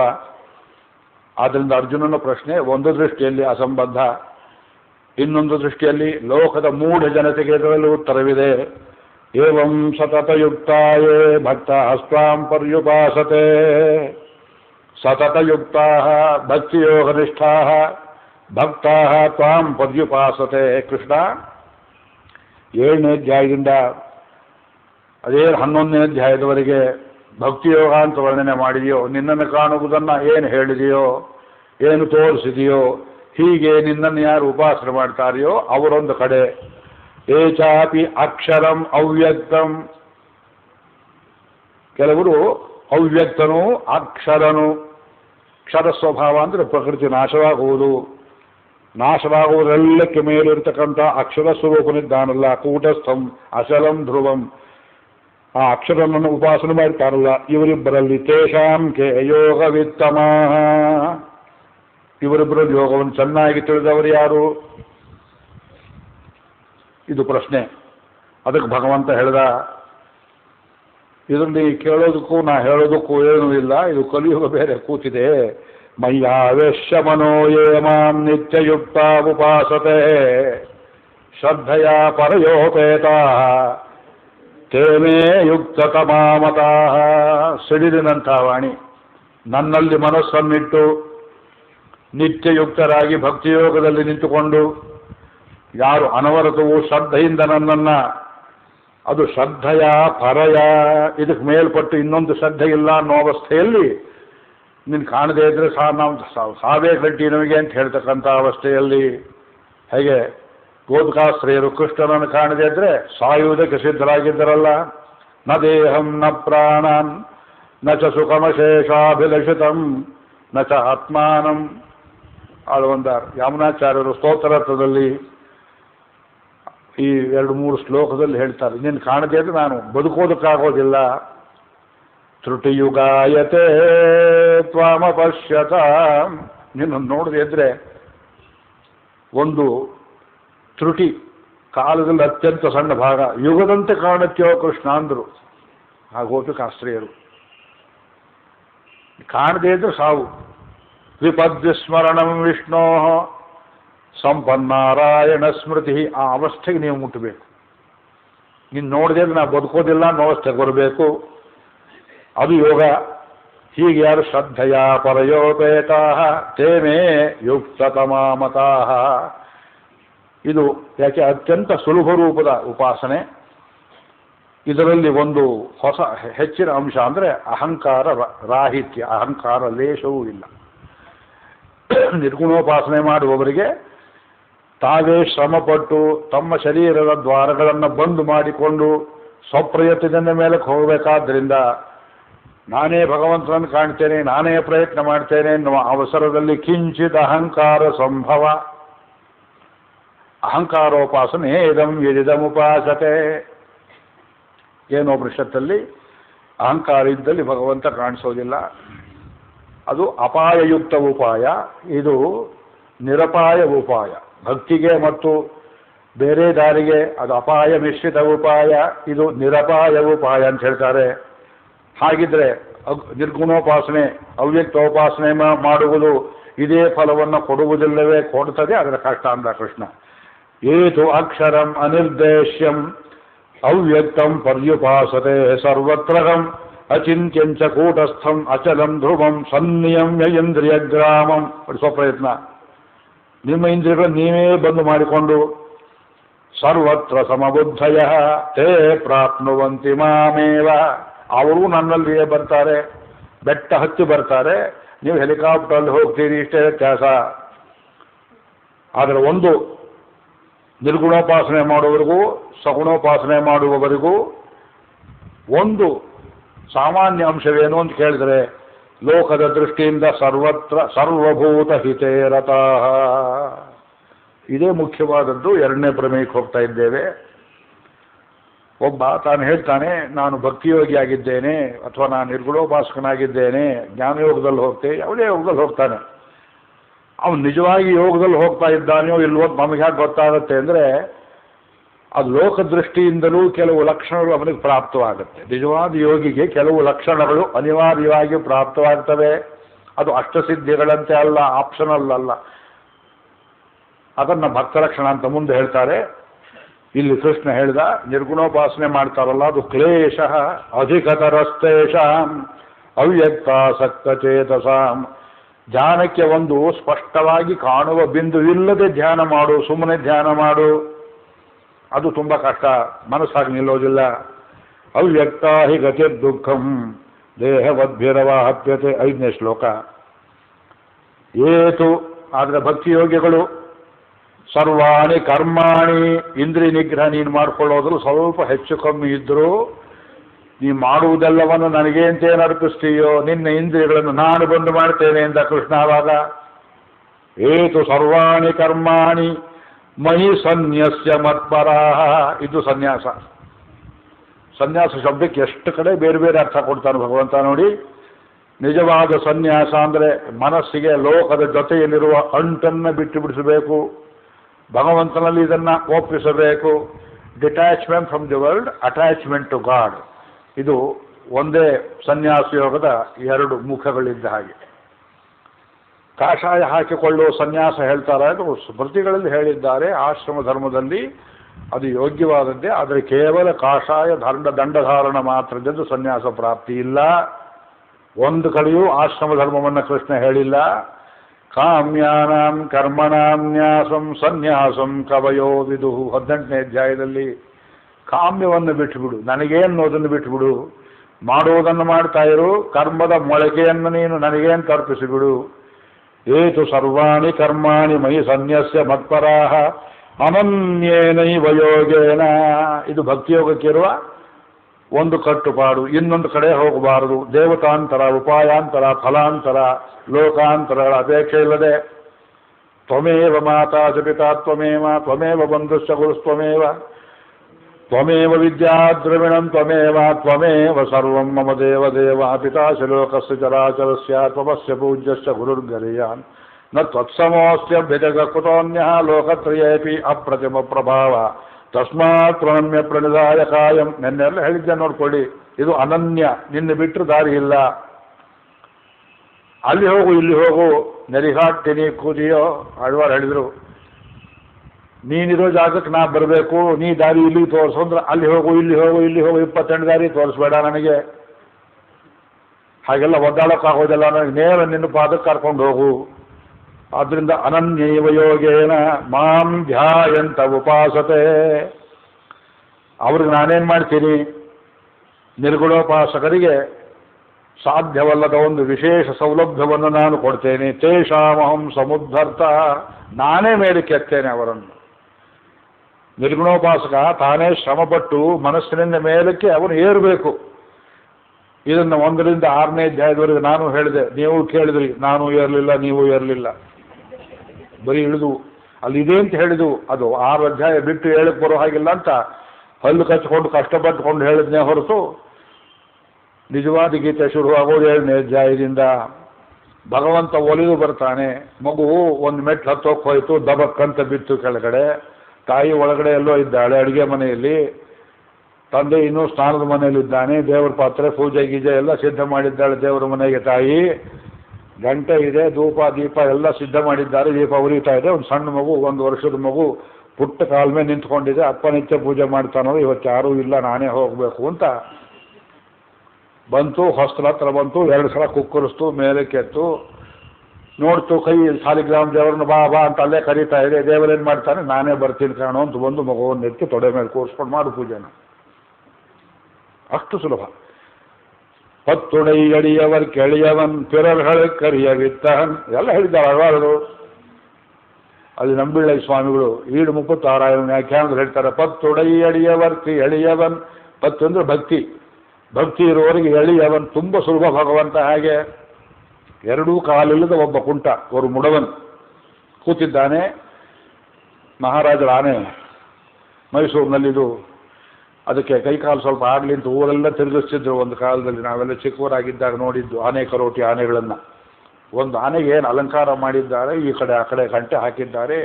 ಏನು ಶರೀರ, ಅದರ ಗಾಂಭೀರ್ಯ, ನಡಿಗೆ, ಅದು ನಡೆಯುವುದರಲ್ಲಿ ಅದರ ರಿದಮ್ನಲ್ಲಿಯೇ ಗಂಟೆ ರಿದಮ್ ಮಾಡ್ತಾ ಇದೆ. ಮನೆ ಮುಂದೆ ಬಂದುಬಿಡ್ತು. 2 ಕಾಲು ಎದ್ದು ಕುಂಟ ಬೀದಿಲಿ ಕೂತಿದ್ದಾನೆ. ಅಯ್ಯೋ, ನನಗೆ ಆನೆ ಮೇಲೆ ಕೂತ್ಕೊಳ್ಳೋ ಭಾಗ್ಯ ಇದ್ದಿದ್ರೆ ಅಂದ. ಅದು ಹೇಗೆ ತಿಳಿತೋ ಆನೆಗೆ, ಅವನ ಹತ್ರ ಬಂದು 2 ಕಾಲುಗಳನ್ನು ಮಂಡಿ ಊರಿಕೊಂಡು ಸೊಂಡಿಲಿಂದ ಅವನನ್ನೆತ್ತಿ ತಲೆ ಮೇಲೆ ಕೂರಿಸಿಕೊಂಡು ಮುಂದಕ್ಕೆ ನಡ್ಕೊಂಡು ಹೋಗುವಂತೆ. ಪತ್ತೊಡೈ ಅಡಿಯವರ್ ಕೆಳಿಯವನ್. ಪಿರರ್ ಹಳಕರಿಯವಿತ್ತಹನ್, ಇತರರಿಗೆ ಏನು ಮಾಡಿದ್ರು ಅರ್ಥ ಆಗೋದಿಲ್ಲ. ಕಂಸಾದಿ ಪ್ರವೃತ್ತಿಗಳಿಗೆ, ಶಿಶುಪಾಲಾದಿಗಳಿಗೆ. ಆದ್ದರಿಂದ ಭಗವಂತ ಸುಲಭನೋ ಹರಿ ತೇಷಾಮಹಂ ಸಮುದ್ಧರ್ತ, ಅವರನ್ನು ಮೇಲೆ ಕೆತ್ತು ಬಿಡ್ತೇನೆ ನಾನು. ಎಲ್ಲಿಂದ? ಮೃತ್ಯು ಸಂಸಾರ ಸಾಗರಾತ್. ಮಾಡಿದ್ದನ್ನೇ ಮಾಡಿ ಹುಟ್ಟಿದಲ್ಲೇ ಮತ್ತೆ ಮತ್ತೆ ಸಂಸಾರದಲ್ಲಿ ಹುಟ್ಟಿ ಮತ್ತೆ ಮತ್ತೆ ಸಾಯತಕ್ಕಂಥ ಅನರ್ಥಕೋಪವಾದ ಈ ಸಂಸಾರ ಅಂತಿದೆಯಲ್ಲ, ಈ ಸಾಗರದಿಂದ ನಾನೇ ಮೇಲೆ ಕೆತ್ತುತ್ತೇನೆ. ಇಂಥದೊಂದು ಮಾತು ಬೇರೆ ಯಾವುದಾದ್ರು ಗ್ರಂಥದಲ್ಲಿ ತೋರಿಸಿ ನೋಡ್ತೇನೆ. ನಾನು ಮೇಲೆ ಕೆತ್ತುತ್ತೇನೆ ಅಂತಾನೆ ಕೃಷ್ಣ. ನಾವೇನು ಮಾಡಬೇಕು? ಅವನು ನಮ್ಮನ್ನು ಎತ್ತುವುದಕ್ಕೊಂದು ಅವಕಾಶ ಕೊಡಬೇಕು. ಆ ಅವಕಾಶ ಯಾವುದು? ಭಗವಂತನ ಅನವರತ ನಾಮಸ್ಮರಣೆ. ಗಂಧವಲೇಕರ್ ಮಹಾರಾಜರು ಇದು ಒಂದೇ ಸಾಕು ಅಂತಾರೆ. ನಾಮಸ್ಮರಣೆ, ನಾಮಸ್ಮರಣೆ. ರೂಪಗೀಪ ಧ್ಯಾನ ನಿಮಗಾಗದೇ ಇದ್ರೆ ಬೇಡ. ನಾಮಸ್ಮರಣೆ. ನಾಮಸ್ಮರಣೆ ಏನು ಮಾಡುತ್ತೆ? ಅವನಿಗೆ ನಮಗೆ ಇರುವ ಪಾಶ ಹಗ್ಗ.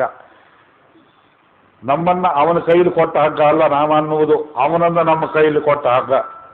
ಅವನು ಹಿಡ್ಕೊಂಡು ಬಂದುಬಿಡುತ್ತೆ ಅದು. ಮಲಗಿರುವಾಗ, ಕೂತಿರುವಾಗ, ಎಚ್ಚೆತ್ತುಕೊಳ್ಳುವಾಗ ಜಪಮಣಿಯನ್ನು ಹಿಡ್ಕೊಂಡು ರಾಮ್ ರಾಮ್ ರಾಮ್ ರಾಮ್ ರಾಮ್. ಅದಕ್ಕೊಂದು ಕ್ರಮ ಇದೆ. ಉಸಿರು ಒಳಗೆ ಹೋಗುವಾಗ, ಹೊರಗೆ ಬರುವಾಗ ಕೂಡ ವಿಚ್ಛತಿ ಇಲ್ಲದಂತೆ ಆ ರಾಮವಾಮ ಉಪವಾಸ ಮಾಡುವುದಕ್ಕೊಂದು ಟೆಕ್ನಿಕ್ ಇದೆ. ಉಸಿರಿನ ಶ್ವಾಸೋಚ್ಛ್ವಾಸಗಳಿಗೆ ತೊಂದರೆ ಇಲ್ಲದಂತೆ, ಅದರ ರಿದಿಮಿಗೆ ಅಡ್ಜಸ್ಟ್ ಆಗುವಂತೆ, ರಾಮನಾಮ ಎಂದೂ ನಿಲ್ಲದಂತೆ ಮಲಗಿರುವಾಗಲೂ ಅದನ್ನು ಕೈಯಲ್ಲಿ ಮಾಡ್ತಾ ಇರುವಂತಹ ಒಂದು ಟೆಕ್ನಿಕ್ ಇದೆ.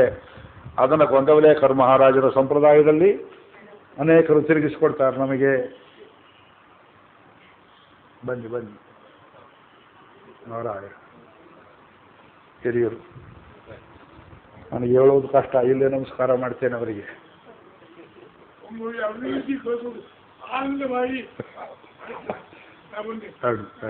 ನಮ್ಮ ಮಾವಂದರು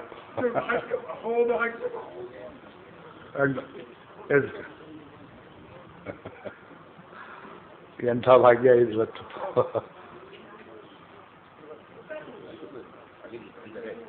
ಇಲ್ಲೊಂದು ಕುರ್ಚಿ ಹಾಕ್ತೀರ ಹತ್ರ, ಅಲ್ಲೇ ಕೂಡ್ತಾರ ಅರ್ಧ. ಅಶಕ್ತೋಸ್ಮಿ.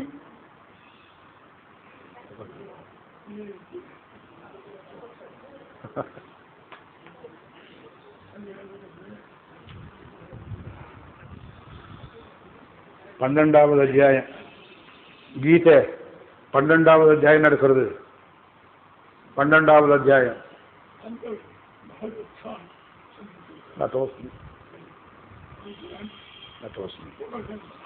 சோத்திரதா கால் சோத்திரதா. தேஷாமஹம் சமுத்தர்த்தா மிருத்யு சம்சார சாகராத் ಭವಾಮಿ ನ ಚಿರಾತ್ ಪಾರ್ಥ ಮಯ್ಯ ವೇಗಿತ ಚೇತಸಾಂ. ಇವರು ದಯಮಾಡಿಸ್ತಾರೆ ನನಗೆ ಗೊತ್ತಿಲ್ಲ. ಇದು ಬಾಳು ಭಾಷಿತ. ಪ್ರಚಂಡ ವೇದ ವಿದ್ವಾಂಸರು, ವೇದಾಂತದಲ್ಲಿ ನಿಷ್ಣಾತರು, ಆಂಡವನ ಸ್ವಾಮಿಗಳ ಪೀಠಕ್ಕೆ ದಯಮಾಡಿಸಬೇಕಾಗಿತ್ತು. ಏನೋ ಆಯಿತು ವ್ಯತ್ಯಾಸ. ನನ್ನ ಶ್ವಶುರರು ಮಾವಂದಿರು ಇವತ್ತವರು ಬರ್ಬೋದು ಅಂತ ನನಗೆ ಕಲ್ಪನೆ ಇಲ್ಲ. ನಾರಾಯಣ ನಾರಾಯಣ. ನಾನು ಮೇಲಕ್ಕೆ ಎತ್ತುತ್ತೇನೆ ಅಂತ ಭಗವಂತ ಸಂಸಾರದಿಂದ. ನೀನು ಹೇಗೆ ಎತ್ತುತ್ತೀಯ ಅಂದರೆ ಅದು ನಿನಗೆ ಯಾಕೆ? ಎತ್ತುವ ಕೆಲಸ ನನಗೆ ಬಿಟ್ಬಿಡು. ನಾ ಬಿದ್ದಿರೋದು ಮೃತ್ಯು ಸಂಸಾರ ಕೋಪದಲ್ಲಿ, ಅದೆಲ್ಲ ನಿನಗೆ ತೆರೆಯಿಂದ. ನೀ ಬಿದ್ದಿರೋದು ಎಲ್ಲಿ ನನಗೆ ಗೊತ್ತು. ಭವಾಮಿ ನಚಿರಾತ್ ಪಾರ್ಥ ಮಯ್ಯ ವೇಚತ ಚೇತಸಾಂ. ನನ್ನಲ್ಲಿ ಮನಸ್ಸಿಟ್ಟು ಬಿಟ್ರೆ ನಾನು ಮೇಲಕ್ಕೆ ಎತ್ತೇನೆ. ಆದ್ದರಿಂದ ನೀ ಮಾಡಬೇಕಾದ್ದೇನು ಅರ್ಜುನ? ನಿರ್ಗುಣೋಪಾಸನೆ ಶ್ರೇಷ್ಠವೇ, ಸಗುಣೋಪಾಸನೆ ಶ್ರೇಷ್ಠವೇ? ಈ ತರ್ಕ ವಿತರ್ಕ ಕುತರ್ಕಗಳನ್ನು ಬಿಟ್ಟು ಬಿಡು. ವೇದಾಂತಕ್ಕೆ ಯಾವುದೋ ಒಂದು ಮಟ್ಟದಲ್ಲಿ ತರ್ಕ ಉಪಯೋಗವೇ ಹೊರತು ಅದು ಯೋಗಾನುಭೂತಿಯಲ್ಲಿ ಭಗವಂತನನ್ನು ಅನುಭವಿಸುವಾಗ ತರ್ಕ ಅನ್ನೋದು ಉಪದ್ರವಾಗುತ್ತೆ. ತರ್ಕ ಪ್ರತಿಷ್ಠಾನ ಬ್ರಹ್ಮಸೂತ್ರ. ತರ್ಕಕ್ಕೆ ಪ್ರತಿಷ್ಠೆ ಇಲ್ಲ. It has no basis. Logic ಅನ್ನೋದು it cannot generate experience. It can only reconciliate diverse experiences. ಆದ್ದರಿಂದ ನನ್ನಲ್ಲಿ ಮನಸ್ಸನ್ನು ಹಾಕು. ಮಯ್ಯೇವ ಮನ ಆಧತ್ವ ಹೇಳಿ. ಮಯ್ಯೇವ ಮನ ಆಧತ್ವ ಮಯಿ ಬುದ್ಧಿಂ ನಿವೇಶಯ ನಿವಸಿಷ್ಯಸಿ ಮಯ್ಯೇವ ಅಥವೋರ್ಧ್ವಂ ನ ಸಂಶಯ. ಮನಸ್ಸನ್ನು ನನ್ನಲ್ಲಿಡು, ನೀನು ನನ್ನಲ್ಲಿಯೇ ವಾಸ ಮಾಡುವಂತೆ ಆಗ್ತದೆ. ಯಾಕೆ? ನನ್ನನ್ನು ಹೊರಗೆ ಬಿಡೋದೇ ಇಲ್ಲ. ಅಮ್ಮ ಅಮ್ಮ ಅನ್ಕೊಂಡು ಬಂತು ಮಗು, ತಾಯಿ ಬಾಚಿ ತಂದುಕೊಂಡ್ಲು. ಆಮೇಲೆ ಮಗುವಿಗೆ ಚಿತ್ತ ಚಂಚಲತೆಯಾಗಿ ಹೊರಗೆ ಹೋಗಬೇಕು ಅಂದರು. ತಾಯಿ ಹೇಗೆ ಬಿಡುವುದಿಲ್ಲವೋ, ತನ್ನ ನಾಮೋಚ್ಚಾರಣೆಯನ್ನು ಮಾಡತಕ್ಕಂಥ ಭಕ್ತನ ತೊದಲು ನುಡಿಯನ್ನು ಕೇಳಿ ಕೇಳಿ ಕೇಳಿ ಭಗವಂತ ನೀ ಎಲ್ಲಿ ಹೋಗಬೇಡ, ನೀ ಹೆಂಗೆಂ போவாண்ட, ಹಿಂಗೇ ಇರಿ ಕೊಡಂದೆ ಸಂಸಾರದಲ್ಲಿ ಕಷ್ಟಪಟ್ಟಾಯೇ ಇಪ್ಪ ಬಂದಾಯ, ಈಗ ಬಂದೆ ಹತ್ರ ಎಂಬುದಾಗಿ ಮನಸ್ಸನ್ನು ನನ್ನಲ್ಲಿ ಇಟ್ಬಿಡು ಸಾಕು. ಅದಕ್ಕೂ ಆಗದೆ ಇದ್ರೆ ಉಪಾಯ ಹೇಳ್ತಿದ್ದಾರೆ ಮೇಲೆ. ಅಥ ಚಿತ್ತಂ ಸಮಾಧಾತುಂ ನ ಶಕ್ನೋಷಿ ಮಯಿ ಸ್ಥಿರಂ ಅಭ್ಯಾಸ ಯೋಗೇನ ತಥೋ ಮಾಂ ಇಚ್ಛ ಆಪ್ತುಂ ಧನಂಜಯ. ಒಂದು ದಿವಸಕ್ಕೆ ಮನಸ್ಸು ನಿಲ್ಲದೆ ಇದ್ರೆ ಅಭ್ಯಾಸ ಯೋಗೇನ ರಿಪೀಟ್ ಇಟ್ ಅಂತ. ಇವತ್ತು 1.5 ಗಂಟೆ ಕೇಳಿದ್ವಿ, ಮನಸ್ಸು ಕೃಷ್ಣನಲ್ಲಿ ನಿಂತಿತು. ಮನೆಗೆ ಹೋಗುವಾಗ ಅಯ್ಯೋ ನಿಂತು ಹೋಯ್ತಲ್ಲ ಅಂತ ಅನ್ನಿಸ್ತು. 2 ದಿವಸ ಆದಮೇಲೆ ಪ್ರವಚನ ನಿಂತಿತು. ಅದೇ ಹೊತ್ತಲ್ಲಿ ಕೂತು ಅದನ್ನೇ ಮತ್ತೆ ಮನಸ್ಸಲ್ಲಿ ಆವರ್ತನ ಮಾಡ್ತಾ ಬಂದರೆ ಭಗವಂತ ಅದೇ ಹೊತ್ತಲ್ಲಿ ಅದರಲ್ಲಿ ಎಲ್ಲಿ ಮಿಸ್ಸಿಂಗ್ ಲಿಂಕ್ಸ್ ಇರುತ್ತೆ ಅದನ್ನು ತಾನೇ ಕೊಟ್ಟು ಹತ್ತಿರ ಬಂದು ನಿಂತ್ಕೊಳ್ತಾನೆ. ಅದಕ್ಕೂ ಕಷ್ಟವಾದರೆ ನೋಡಿ ಈ ಪರ್ಯಾಯಗಳು ಹೇಳ್ತಾನೆ. ಅಭ್ಯಾಸೇ ಅಸಮರ್ಥೋಸಿ ಮತ್ಕರ್ಮ ಪರಮೋಭವ. ಅರ್ಲಿಯಸ್ಟ್ ಸ್ಟೆಪ್, ಮನಸ್ಸನ್ನು ನಿಲ್ಲಿಸೋದಕ್ಕಾಗದೇ ಇದ್ರೆ ಮಾಡುವ ಕರ್ಮಗಳನ್ನು ನನಗೆ ಅರ್ಪಿಸ್ತಾ ಬಾ, ಕೃಷ್ಣಾರ್ಪಣ ಅಂತ ಹೇಳ್ತಾ ಬಾ, ಅದೇ ದಾರಿಯಾಗತ್ತೆ. ಯಾರೋ ಬಂದರು, ಏನಾದರೂ ಕೊಡಿ, ಯಾತ್ರೆ ಹೋಗ್ತಿದ್ದೇನೆ, 5 ರೂಪಾಯಿ ಕೊಟ್ರಿ, ಕೃಷ್ಣಾರ್ಪಣ ವಸ್ತು ಮರೆಯದೇ ಹೇಳಬೇಕಾದ ಸೂತ್ರ ಅದು. ಕೃಷ್ಣಾರ್ಪಣ ವಸ್ತು. ಊಟ ಮಾಡ್ತೀರಿ, ಕೃಷ್ಣಾರ್ಪಣ ವಸ್ತು. ಏನೋ ಬರೀತೀರಿ, ಸೈನ್ ಮಾಡ್ತೀರಿ, ಇಂಪಾರ್ಟೆಂಟ್ ಫೈಲ್ ಇರುತ್ತೆ, ಆಫೀಸಲ್ಲಿ ಕೂತಿರ್ತೀರಿ, ಕೃಷ್ಣಾರ್ಪಣ ವಸ್ತು. ಪ್ರತಿ ಒಂದು ಕ್ಷಣದಲ್ಲಿ ಯುದ್ಧ ಭೂಮಿಯಲ್ಲಿ ಕೂಡ ಕೃಷ್ಣಾರ್ಪಣ ವಸ್ತು. ಮತ್ಕರ್ಮ ಪರಮೋಭವ ಮದರ್ಥಮಪಿ ಕರ್ಮಾಣಿ ಕುರ್ವನ್ ಸಿದ್ಧಿಮವಾಪ್ಸಿಸಿ. ನನಗೋಸ್ಕರ ಕರ್ಮಗಳನ್ನು ಮಾಡ್ತಾ ಬಂದರೂ ಸಿದ್ಧಿಯನ್ನು ಹೊಂದುತ್ತೀಯೇ, ಅದೂ ಆಗಲಿಲ್ಲ. ಎಷ್ಟು ಕರುಣೆಯಪ್ಪ ಸ್ವಾಮಿಗೆ, ಎಷ್ಟೊಂದು ಸ್ಟೆಪ್ಸ್ ಹೇಳ್ತಾನೆ. ಅಥ ಏತದಪಿ ಅಶಕ್ತೋಸಿ ಕರ್ತುಂ ಮದ್ಯೋಗಮಾಶ್ರಿತಃ ಸರ್ವಕರ್ಮ ಫಲತ್ಯಾಗಂ ತತಃ ಕುರು ಯತಾತ್ಮವಾನೇ. ಕರ್ಮಫಲತ್ಯಾಗವನ್ನು ಮಾಡು, ಸಾತ್ವಿಕ ತ್ಯಾಗವನ್ನು ಮಾಡು. ನಾನಾಗಿ ಮಾಡಲಿಲ್ಲ, ಭಗವಂತ ನನ್ನ ಬಾಯಲ್ಲಿ ನನ್ನನ್ನು ತನ್ನ ಉಪಕರಣ ಅಂತ ಹಿಡ್ಕೊಂಡು ತನ್ನ ಪೂಜೆಗಾಗಿ ಸ್ವಸ್ಮೈ ಸ್ವಪ್ರೀತಿಯೇ ಸ್ವಯಮೇವ ಕಾರಯತಿ. ಅವನಾಗಿ ಮಾಡಿಸ್ತಾ, ನಾನಾಗಿ ಮಾಡಲಿಲ್ಲ. ಈ ರೀತಿ ಅನುಸಂಧಾನ ಮಾಡು. ಇದು ಸರ್ವಕರ್ಮ ಫಲತ್ಯಾಗ. ಇದರ ಮೇಲೆ ಪ್ರಶ್ನೆ ಕೇಳ್ತಾನೆ 18ರಲ್ಲಿ. ಕೆಲವರು ಸನ್ಯಾಸ ಅಂತ ಹೇಳ್ತಾರೆ, ಕೆಲವರು ತ್ಯಾಗ ಅಂತ ಹೇಳ್ತಾರೆ. ಸೋನಿಯಾ ಗಾಂಧಿ ಮಾಡಿದ ತ್ಯಾಗ ಇದು? ಯಾವ ರೀತಿ ತ್ಯಾಗ? ಏನು ಕಪಟ ಅದು. ಸಿಕ್ಕಿದ್ದಕ್ಕೆಲ್ಲ ತ್ಯಾಗ, ಸಿಕ್ಕಿದ್ದಕ್ಕೆಲ್ಲ ಸನ್ಯಾಸ. ಕಾಷಾಯ ಬಹಳ ಚೀಪಾಗಿದೆ. ಆದರೆ ಒಂದೊಂದು ಜಾತಿಗೆ ಒಬ್ಬೊಬ್ಬರು ಗುರುಗಳು ಬಂದದ್ರಿಂದ ಕನ್ವರ್ಷನ್ ಮಾಡೋದು ತಪ್ಪಿಸೋದಕ್ಕೆ ಅನುಕೂಲವಾಯಿತು ಅನ್ನೋದು ನಿಜ. ಆದರೆ ನಿಮ್ಮ ಮುಂದಿನ ದಾರಿ ಪರಮಾತ್ಮನ ಕಡೆ ಹೋಗುವುದಕ್ಕೆ ಈ ಆಶ್ರಮೋಕ್ತವಾದ ಸನ್ಯಾಸವೇ ಬೇಕಂತ ಏನು ನಿಯಮವಿಲ್ಲ. ಭರನ್ಯಾಸ ಬೇಕು. ಭಾರವನ್ನು ಭಗವಂತರು ಒಪ್ಪಿಸಬೇಕು. ಅದಕ್ಕೆ ಈ ಸಂಪ್ರದಾಯದಲ್ಲಿ ಭರನ್ಯಾಸವನ್ನೇ ಸನ್ಯಾಸ ಅಂತ ಹೇಳ್ತಾರೆ. ಪರಮಾತ್ಮನಲ್ಲಿ ನಿಕ್ಷೇಪ, ಆತ್ಮವನ್ನು ಒಪ್ಪಿಸಿದವರು ಸನ್ಯಾಸಿಗಳಂತೆ ಇರ್ತಾರೆ, ಯಾವುದಕ್ಕೂ ಅಂಟಿಕೊಳ್ಳದೇ ಇರ್ತಾರೆ. ಆ ಲಕ್ಷಣಗಳನ್ನು ಮುಂದೆ ಭಗವಂತ ಹೇಳ್ತಾನೆ.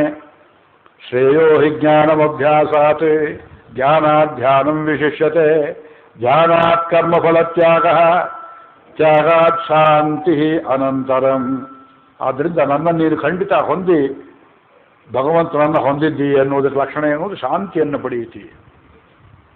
ನಿಜವಾದ ಭಗವದ್ಭಕ್ತರ ಲಕ್ಷಣ ಇಲ್ಲಿ 12ನೇ ಅಧ್ಯಾಯದಲ್ಲಿ ಅದ್ವೇಷ್ಟ ಸರ್ವಭೂತಾನಾಂ ಇತ್ಯಾದಿ ಎಲ್ಲ ಹೇಳಿದರು. ಆ ಎಲ್ಲ ಗುಣಗಳನ್ನು ಸೇರಿಸಿ ಒಂದೇ ಗುಣದಲ್ಲಿ ಹೇಳಿಬಿಡು ನೋಡೋಣ ಅಂತ ಕೇಳುವುದಾದರೆ ಅದು ಶಾಂತಿ ಎಂಬ ಗುಣದಲ್ಲಿ ಮುಕ್ತಾಯವಾಗುತ್ತೆ. ಇಲ್ಲಿ 47 ಲಕ್ಷಣ ಹೇಳಿದ್ದಾನೆ ಭಕ್ತರ ಲಕ್ಷಣಗಳನ್ನು. ಒಬ್ಬರು ನಿಜವಾದ ಭಗವದ್ಭಕ್ತರೋ ಅಲ್ಲವೋ ಅಂತ ನೀವು ಪರೀಕ್ಷೆ ಮಾಡಬೇಕಾದ್ರೆ, ಅವರೇ ತಮ್ಮನ್ನು ತಾವು ಶೋಧ ಮಾಡಿಕೊಳ್ಳಬೇಕಾದ್ರೆ ಈ 47 ಲಕ್ಷಣಗಳು ತಮ್ಮಲ್ಲಿ ಬಂದಿದೆಯೇ ಅಂತ ಆತ್ಮಶೋಧ ಹೀಗೆ ತೋರಿಸಬೇಕು. ಹೀಗಲ್ಲ, ಈ ಬೆರಳು ಚಾಡಿ ಹೇಳುವ ಬೆರಳು. ಇದು ತನ್ನನ್ನೇ ತಾನು ತೋರಿಸುವ ಒಂದೇ ಬೆರಳು. ಉಳಿದದ್ದು 4 ಈ ಕಡೆ ಹೋಗುತ್ತೆ, ಲೋಕದ ಕಡೆಗೆ. ಆತ್ಮಶೋಧ ನಿನ್ನನ್ನೇ ನೀನು ಪರಾಮರ್ಶೆ ಮಾಡಿಕೋ. ನಿನಗೆ ಯಾವ ಲಕ್ಷಣಗಳಿವೆಯೇ? ಒಬ್ರು ಯಾರೋ ಅಂತಾರೆ, ಬಹಳ ದೊಡ್ಡ ಭಕ್ತರು ಸ್ವಾಮಿ, ಹಾಗೆಲ್ಲ ಹೇಳ್ಬೇಡ್ರಿ, ನಾನೆಂಥ ಭಕ್ತನಪ್ಪ ಭಗವಂತನಿಗೆ, ನನಗಿಂತ ದೊಡ್ಡವರಿದ್ದಾರೆ. ನಿಮಗೆ ನಿಜವಾದ ಭಕ್ತರು ಅಂತ ಅನಿಸೋದೇ ಇಲ್ಲ. ಆ ಮಟ್ಟಕ್ಕೆ ನೀವು ಬರಬೇಕು. ಆದ್ದರಿಂದ ಅದೆಲ್ಲದರ ಒಟ್ಟು ಪ್ರಯೋಜನ ಏನು ಅಂದರೆ ಶಾಂತಿಂ ನಿಗತ್ಸಸಿ. ತ್ಯಾಗಾತ್ ಶಾಂತಿರನಂತರಂ. ಮನಸ್ಸು ಉದ್ವೇಗದಲ್ಲಿರೋದಿಲ್ಲ, ಲೋಕ ಇದ್ರೂ ನಿಮ್ಮನ್ನು ಕೆಡಿಸೋದಿಲ್ಲ, ಅದು ಅಂಟೋದಿಲ್ಲ, ಭಾರವಾಗಿರೋದಿಲ್ಲ, ನೆಮ್ಮದಿಯನ್ನು ಪಡೀತೀರಿ. ಇದರಿಂದ ಲೌಕಿಕ ಪ್ರಯೋಜನ, ಆರೋಗ್ಯ 100ಕ್ಕೆ 100 ಚೆನ್ನಾಗಿರ್ತದೆ. BP ಇರೋದಿಲ್ಲ, ಶುಗರ್ ಇರೋದಿಲ್ಲ, ಮನಸ್ಸು ಸಂಕಟ ಪಡುವುದಿಲ್ಲ, ಕೆಟ್ಟ ಕನಸು ಪಡುವುದಿಲ್ಲ, ಯಾರು ಬೈದ್ರೆ ಹತ್ತೋದಿಲ್ಲ, ಯಾರು ಹೊಗಳಿದ್ರೆ ಉಬ್ಬುವುದಿಲ್ಲ. Practical effect. ನಿಜವಾದ ಭಗವದ್ಭಕ್ತರು ಏನು ಬರುತ್ತೆ ಅಂದರೆ ಶಾಂತಿ ಅನಂತರಂ. ಇಷ್ಟೇನೆ ಅಂತಾರೆ ಕೆಲವರು. ಶಾಂತಿ ಬೆಲೆ ಗೊತ್ತಿಲ್ಲದೆ ಇದ್ದವರು. ಶಾಂತಿ ಬಂದಿದ್ದವನಕ್ಕೆ ಏನು ಲಕ್ಷಣ ಒಬ್ಬನಿಗೆ ಭಗವದ್ಭಕ್ತನಿಗೆ ಅಂದರೆ, ಇಲ್ಲಿ ನೀವು 1, 2, 3 ನಂಬರ್ ಹಾಕ್ಕೊಳ್ಳಿ ಬೇಕಾದರೆ 47 ಲಕ್ಷಣಗಳನ್ನು ಹೇಳ್ತಾನೆ ಭಗವಂತ. ತಾನೇ ಹೇಳ್ತಾರೆ ತನ್ನ ಭಕ್ತರನ್ನು ಕೊಂಡಾಡಿ. ಅದ್ವೇಷ್ಟ ಸರ್ವಭೂತಾನ. ಮೊದಲು ಒಂದ್ಸಲ ಓದಿಬಿಡ್ತೇನೆ ನಾವು. ನಂಬರ್ 1, 2, 3 ಇದು ಮೊದಲನೇದು. ಅದ್ವೇಷ್ಟ ಸರ್ವಭೂತಾನ. ಎರಡನೇದು ಮೈತ್ರ. ಮೂರನೇದು ಕರುಣಯೇವಚ. ನಾಲ್ಕನೇದು ನಿರ್ಮಮಃ. ಐದನೇದು ನಿರಹಂಕಾರ. ಆರನೇದು ಸಮದುಃಖ ಸುಖ. ಏಳನೇದು ಕ್ಷಮೀ. ಎಂಟನೇದು ಸಂತುಷ್ಟ. ಸತತಂ ಯೋಗಿ. ಒಂಬತ್ತನೇದು ಯತಾತ್ಮ. ಹತ್ತನೇದು ದೃಢನಿಶ್ಚಯ. 11 ಮಯ್ಯರ್ಪಿತ ಮನೋಬುದ್ಧಿ. ಮದ್ಭಕ್ತ ಸಮೇ ಪ್ರಿಯ. ಹಾಗೆಯೇ ಮುಂದಿನದು ಯಸ್ಮಾನ್ನೋದ್ವಿಜತೆ ಲೋಕಃ. ಇದಿಷ್ಟು ಒಂದೇ. ಲೋಕಾತಿನ ಉದ್ವಿಜತೆ ಜಯ. ಮುಂದಿನದು ಹರ್ಷ ಮನುಷ ಭಯೋದ್ವೇಗೈ ಮುಕ್ತ ಯಹ ಸಚಮೇ ಪ್ರಿಯ. ಅನಪೇಕ್ಷ. ಮುಂದಿನ ಗುಣ ಶುಚಿ ದಕ್ಷ ಉದಾಸೀನ ಗತವ್ಯಥ ಸರ್ವಾರಂಭ ಪರಿತ್ಯಾಗಿ ಯೋ ಮದ್ಭಕ್ತ ಸಮೇ ಪ್ರಿಯ. ಮುಂದಿನದು ಯೋ ನ ಹೃಷ್ಯತಿ ನ ದ್ವೇಷ್ಟಿ ನ ಶೋಚತಿ ನ ಕಾಂಕ್ಷತಿ ಶುಭಾಶುಭ ಪರಿತ್ಯಾಗಿ ಭಕ್ತಿಮಾನ್ ಯಸ್ಸ ಮೇ ಪ್ರಿಯ. ಸಮಶತ್ರೌ ಚ ಮಿತ್ರೇ ಚ ತಥಾ ಮಾನಾಪಮಾನಯೋಃ ಶೀತೋಷ್ಣ ಸುಖ ದುಃಖೇಷು ಸಮಃ ಸಂಗ ವಿವರ್ಜಿತಃ ತುಲ್ಯ ನಿಂದಾತ್ಮಸ್ತುತಿಃ ಮೌನಿ ಸಂತುಷ್ಟಃ ಏನ ಕೇನಚಿತ್. ಅನಿಕೇತಃ ತುಂಬ ಇಂಪಾರ್ಟೆಂಟ್ ಇದು. ಸ್ಥಿರಮತಿಃ ಭಕ್ತಿಮಾನ್ ಮೇ ಪ್ರಿಯೋ ನರಃ. ಕೊನೆಯದಷ್ಟು ಒಂದು ಗುಣ. ಏತು ಧರ್ಮ್ಯಾಮೃತಂ ಇದಂ ಯಥೋಕ್ತಂ ಪರ್ಯುಪಾಸತೆ ಶ್ರದ್ಧಾನ ಮತ್ಪರಮಾಃ ಭಕ್ತಾಃ ತೇ ಅತೀವ ಮೇ ಪ್ರಿಯಾ. ಇಲ್ಲಿ ಗುಣಗಳನ್ನು ನಾವು ಒಂದೊಂದನ್ನಾಗಿ ಅನುಭವಿಸಬೇಕು. ಒಂದಕ್ಕೊಂದಕ್ಕೆ ಪರಸ್ಪರ ಸಂಬಂಧ ಇರುವುದು. ಒಂದು ಆಯುಷ್ಯ ಪೂರ್ತಿ ಅನುಸಂಧಾನ ಮಾಡಿದರೂ ಒಂದು ಗುಣವನ್ನು ಪಡೆದುಕೊಳ್ಳುವುದು ಕಷ್ಟ. ಆದರೆ ಭಗವಂತನ ಕೃಪೆ ಇದ್ದರೆ ಎಲ್ಲ ಗುಣಗಳು ಸಿದ್ಧಿಯಾಗ್ತವೆ. ಅದ್ವೇಷ್ಟ. ಪಶ್ಚಿಮದವರು ಭಗವದ್ಗೀತೆಗೆ ಏನೇನೋ ಅರ್ಥಗಳನ್ನು ಬರೆಯೋದಕ್ಕೆ ಹೊರಟವರು. ಇದೇನು ಅಷ್ಟು ಶ್ರೇಷ್ಠ ಗ್ರಂಥ ಅಲ್ಲ ಬೈಬಲ್ಗಿಂತ ಅಂತ ತರ್ಕ ಮಾಡೋದಕ್ಕೆ ಹೊರಟವರು ಇಂತಹ ಕಡೆಯಲ್ಲಿ ಕೆಲವು ಪ್ರಶ್ನೆಗಳನ್ನು ಜಜ್ಜಿಡ್ತಾರೆ. ಭೀಷ್ಮನನ್ನು ಕೊಲ್ಲು, ದ್ರೋಣನನ್ನು ಕೊಲ್ಲು, ಹಿಂಸೆಯನ್ನು ಮಾಡು ಅಂತ ಹೇಳುವ ಕೃಷ್ಣ ಇಲ್ಲಿ ಅದ್ವೇಷ್ಟ ಅಂತ ಹೇಳ್ತಾನಲ್ಲ, ಮೈತ್ರ ಅಂತಾನಲ್ಲ. ಇದು ವಂಚನೆ, ಮೋಸಗಾರಿಕೆ ಅಲ್ಲವೋ? ಇಲ್ಲಿ ನೋಡಿದ್ರೆ ಹೀಗೆ ಹೇಳ್ತಾನೆ, ಅಲ್ಲಿ ನೋಡಿದ್ರೆ ಹಾಗೆ ಹೇಳ್ತಾನ. ಭೀಷ್ಮನ ಕೊಲ್ಲು ಅಂತ ಹೇಳ್ತಾನೆ, ಅಹಿಂಸಾ ಅಂತ ಒಂದು ಕಡೆ ಹೇಳ್ತಾನೆ, ಹಿಂಸೆಯನ್ನೇ ಹೇಳ್ತಾನೆ. ವಾರ್ಮಾಂಗರ್ ಇವನೆಂಥ ದೇವರು. ಕೆಲವರಿಗಿದು ಮೇಲ್ನೋಟಕ್ಕೆ ಮನಸ್ಸು ತುಂಬ ಕಲಗುತ್ತೆ. ಆಗ ನಾನು ಮೊದಲಿನಿಂದ ಹಾಕ್ಕೊಂಡು ಬಂದಿರುವ ಪೀಠಿಕೆಯನ್ನು ತಾವು ಗಮನಿಸಬೇಕು. ಈಗಲೂ ಮತ್ತೆ ಹೇಳ್ತೇನೆ, ನಿನ್ನೆ ಒಂದು ಪದ್ಯವನ್ನು ಓದಿ ತೋರಿಸಿದೆ. ಕಸ ಗುಡಿಸುವಾಗ ಕಸದ ಮೇಲೆ ಕೋಪ ಇರೋದಿಲ್ಲ. ಅಷ್ಟು ಇನ್ನೊಂದು ಉದಾಹರಣೆ ಕೊಡ್ತೇನೆ. ಹಲ್ಲು ಡಾಕ್ಟ್ರ್ ಹತ್ರ ಹೋಗ್ತೀರಿ, ಹಲ್ಲು ಕಿತ್ತು ಹಾಕು ಅಂತ ಹೇಳ್ತೀರಿ. ಅವ್ರು ಶ್ರಮಪಟ್ಟು ತೆಗಿತಾರೆ. ಹಲ್ಲಿನ ಮೇಲೆ ಕೋಪ ಏನವರಿಗೆ? ಹೊಟ್ಟೆಯನ್ನು ಕೊಯ್ದು ಕರುಳನ್ನು ಆಪರೇಷನ್ ಮಾಡ್ತಾರೆ. ನರಸಿಂಹಾವತಾರ ಮಾಡಿ ಹಿರಣ್ಯಕಶಿಪು ಸಂಹಾರ ಮಾಡಿದಾಗ ಮಾಡ್ತಾರೆ ಏನು ಅಂದರೆ ನಿಮಗೆ ಒಳ್ಳೆಯದಕ್ಕೆ ಮಾಡ್ತಾ ಇದ್ದಾರೆ. ಆದ್ದರಿಂದ ಇಲ್ಲಿ ಈ ಭಾವನೆಗಳನ್ನೆಲ್ಲ ನೀವು ಎತ್ತರದ ದೃಷ್ಟಿಯಿಂದ ಉದಾಸೀನ ನೋಡದೇ ಇದ್ದರೆ, ಶಂಕೆಯನ್ನು ಬಿಡದೇ ಇದ್ದರೆ, ಸಂಶಯವನ್ನು ಬಿಡದೇ ಇದ್ದರೆ ನಿಮಗೆ ಅರ್ಥ ಆಗೋದಿಲ್ಲ. ಅದ್ವೇಷ್ಟ ಸರ್ವಭೂತಾನ, ಯಾವ ಪ್ರಾಣಿಯನ್ನೂ ದ್ವೇಷ ಮಾಡಬಾರದು. ಭಕ್ತಿಯೋಗಧಿಷ್ಠನಾಗಿದ್ದು ಭಕ್ತಿ ಸಿದ್ಧನಾಗಿದ್ದವನಿಗೆ, ಒಬ್ಬ ಯೋಗೀಶ್ವರನಿಗೆ ಯಾರಲ್ಲಿಯೂ ದ್ವೇಷ ಇರಬಾರದು, ಸಣ್ಣತನ ಕಾಣಬಾರದು. ಲೋಕದಲ್ಲಿ ತಪ್ಪು ಮಾಡೋರು ತಪ್ಪು ಮಾಡ್ತಾರೆ, ನಿಮ್ಗೇನು ಅನಿಸ್ಬೇಕು ಅಂದರೆ ಅವನಿಗೆ ಬುದ್ಧಿ ಇಲ್ಲ, ಮಾಡ್ತಾನೆ. 10 ಸಲ ಹೇಳಿದ್ವು ತಿಳಿಲಿಲ್ಲ, 11 ಸಲ ಕೇಳ್ತಾನಲ್ಲ ಅಂದರೆ ಅಷ್ಟಕ್ಕೆ ಕೋಪ ಮಾಡ್ಕೊಳ್ತಾರೆ ಗುರುಗಳಾಗಿರೋರು. ಅವನು ಹೇಳ್ತಾರೆ, ಸ್ವಾಮಿ ನಂಗೆ ತಿಳಿದಿದ್ದರೆ ನಾನು ಕೇಳ್ತಾ ಇದ್ದೆ, ನಂಗೆ ಗೊತ್ತಾಗಲಿಲ್ಲ ಸ್ವಾಮಿ, ನೀವು 2 ಕೊಟ್ಟರು ಪರವಾಗಿಲ್ಲ. ಅಳ್ತಾನೆ ಅವನು. ಬರಬೇಡ ಅವ್ರು ನಾಳೆ ಪಾಠಕ್ಕೆ ಸಿಟ್ಟಿಗೆದ್ದು ಮಾಡಿ. ಇದು ಗುರುಗಳು ಹೇಳ್ತಾ ಕ್ರಮವಲ್ಲ. ಇನ್ನೊಂದು ವರ್ಷ ಇರು ನನ್ನಲ್ಲಿ. ಕೆಲವರು ಬೇಗ ಹಣ್ಣಾಗ್ತಾರೆ, ಕೆಲವರು ನಿಧಾನವಾಗಿ ಹಣ್ಣಾಗ್ತಾರೆ, ಇಷ್ಟೇ ತಾನೇ.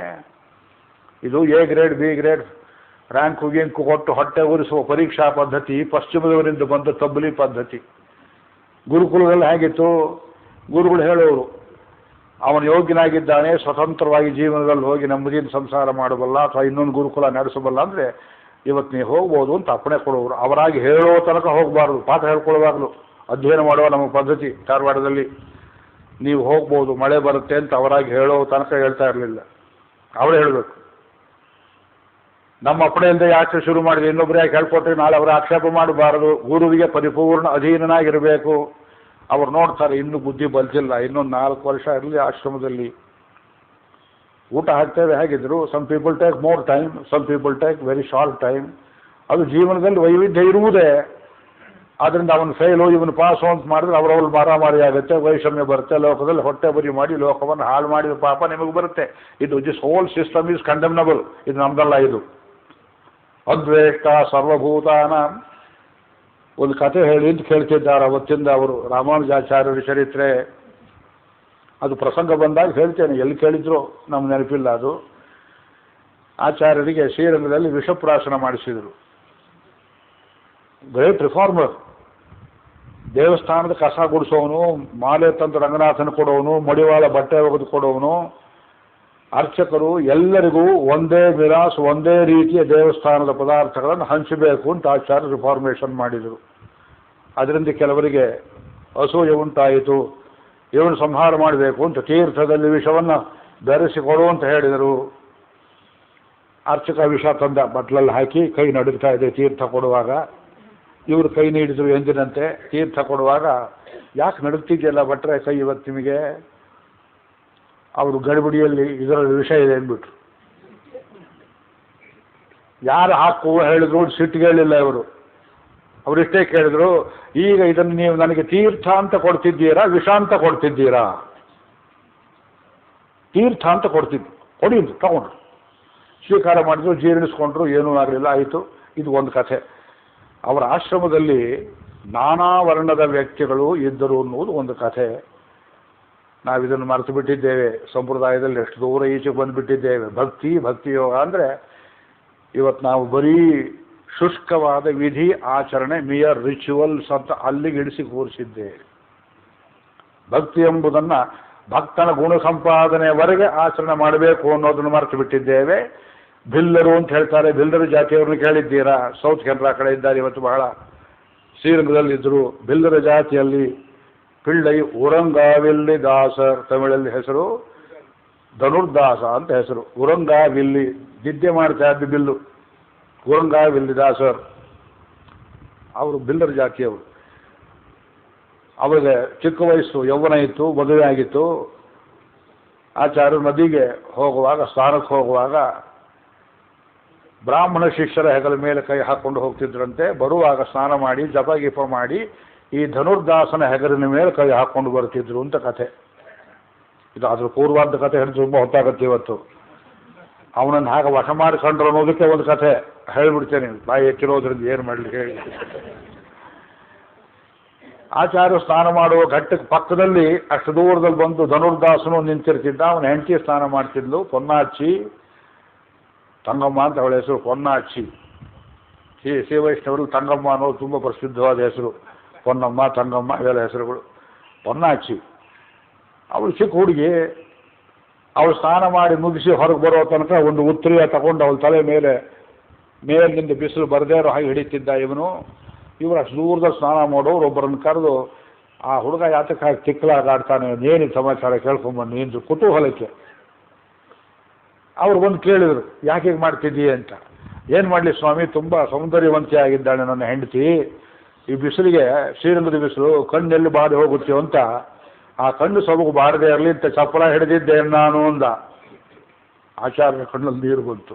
Here is A fellow who is possessed of aesthetic sense. ಒಂದು ಸೌಂದರ್ಯ ಪ್ರಜ್ಞೆ ಇದೆ, ಇದನ್ನು ಎತ್ತರ ಮಾಡಿದರೆ ಬಾಹ್ಯ ಸೌಂದರ್ಯವನ್ನು ಪ್ರೀತಿ ಮಾಡುವ ಮನಸ್ಸನ್ನು ಎತ್ತರಕ್ಕೆ ಏರಿಸಿಬಿಟ್ರೆ ಉತ್ತಮ ಭಕ್ತ ಆಗ್ತಾನೆ ಅಂತ ಇನ್ನೊಂದು ದಿವಸ ಕರೆದ್ರು ಹತ್ತಿರದಲ್ಲಿ. ಮತ್ತು ಅವನ ಬಾಯಲ್ಲೇ ಕೇಳಿದರು, ಇದಕ್ಕಿಂತ ಸುಂದರವಾದ ಕಣ್ಣನ್ನು ತೋರಿಸಿದ್ರೆ ಏನು ಮಾಡ್ತೀವಿ? ಖಂಡಿತ ಪ್ರೇಮ ಮಾಡ್ತೀನಿ ಸ್ವಾಮಿ ಅದನ್ನು ನಾನು. ಈ ಕಣ್ಣೇನು ಮಾಡ್ತೀಯೇ? ಈ ಕಣ್ಣಿಗಿಂತ ಅದೇ ಚೆನ್ನಾಗಿ ಅಂತಂದ್ಮೇಲೆ ಅದನ್ನು ನಾನು ಪೂರ್ತಿಯಾಗಿ ಪ್ರೇಮ ಮಾಡ್ತೇನೆ, ಇದನ್ನು ಕಡೆಗಣಿಸಿ ಬಿಡ್ತೇನೆ, ಇದನ್ನು ಎಲ್ಲಿಡಬೇಕು ಅಲ್ಲಿಡ್ತೇನೆ. ಹಾಗಿದ್ದರೆ ತೋರಿಸ್ತೇನೆ. ಯಾವತ್ತು ತೋರಿಸ್ತೀವಿ? ನಾಳೆನೇ ತೋರಿಸ್ತೀವಿ ಬಾ ಅಂದರು. ಆಶ್ರಮ ಕರ್ಕೊಂಡು ಹೋದ್ರು. ಅವನಿಗೆ ಗೀತಾ ಭಾಷ್ಯ ಆರಂಭ ಮಾಡಿದರು. ಗೀತಾ ಪಾಠ ಹೇಳ್ತಾ ಹೇಳ್ತಾ ಹೇಳ್ತಾ 1 ವರ್ಷ ಆಯಿತು, 2 ವರ್ಷ ಆಯಿತು. ದಿವಸ ಕೇಳೋನು ಆ ಕಣ್ಣು ತೋರಿಸ್ಲೇ ಇಲ್ವಲ್ಲ ಗುರುಗಳೇ, ಆ ಕಣ್ಣು ತೋರಿಸ್ಲೇ ಇಲ್ವಲ್ಲ. ತೋರಿಸ್ತೇಂತಾಳಪ್ಪ, ತೋರಿಸ್ತಾಳೆ.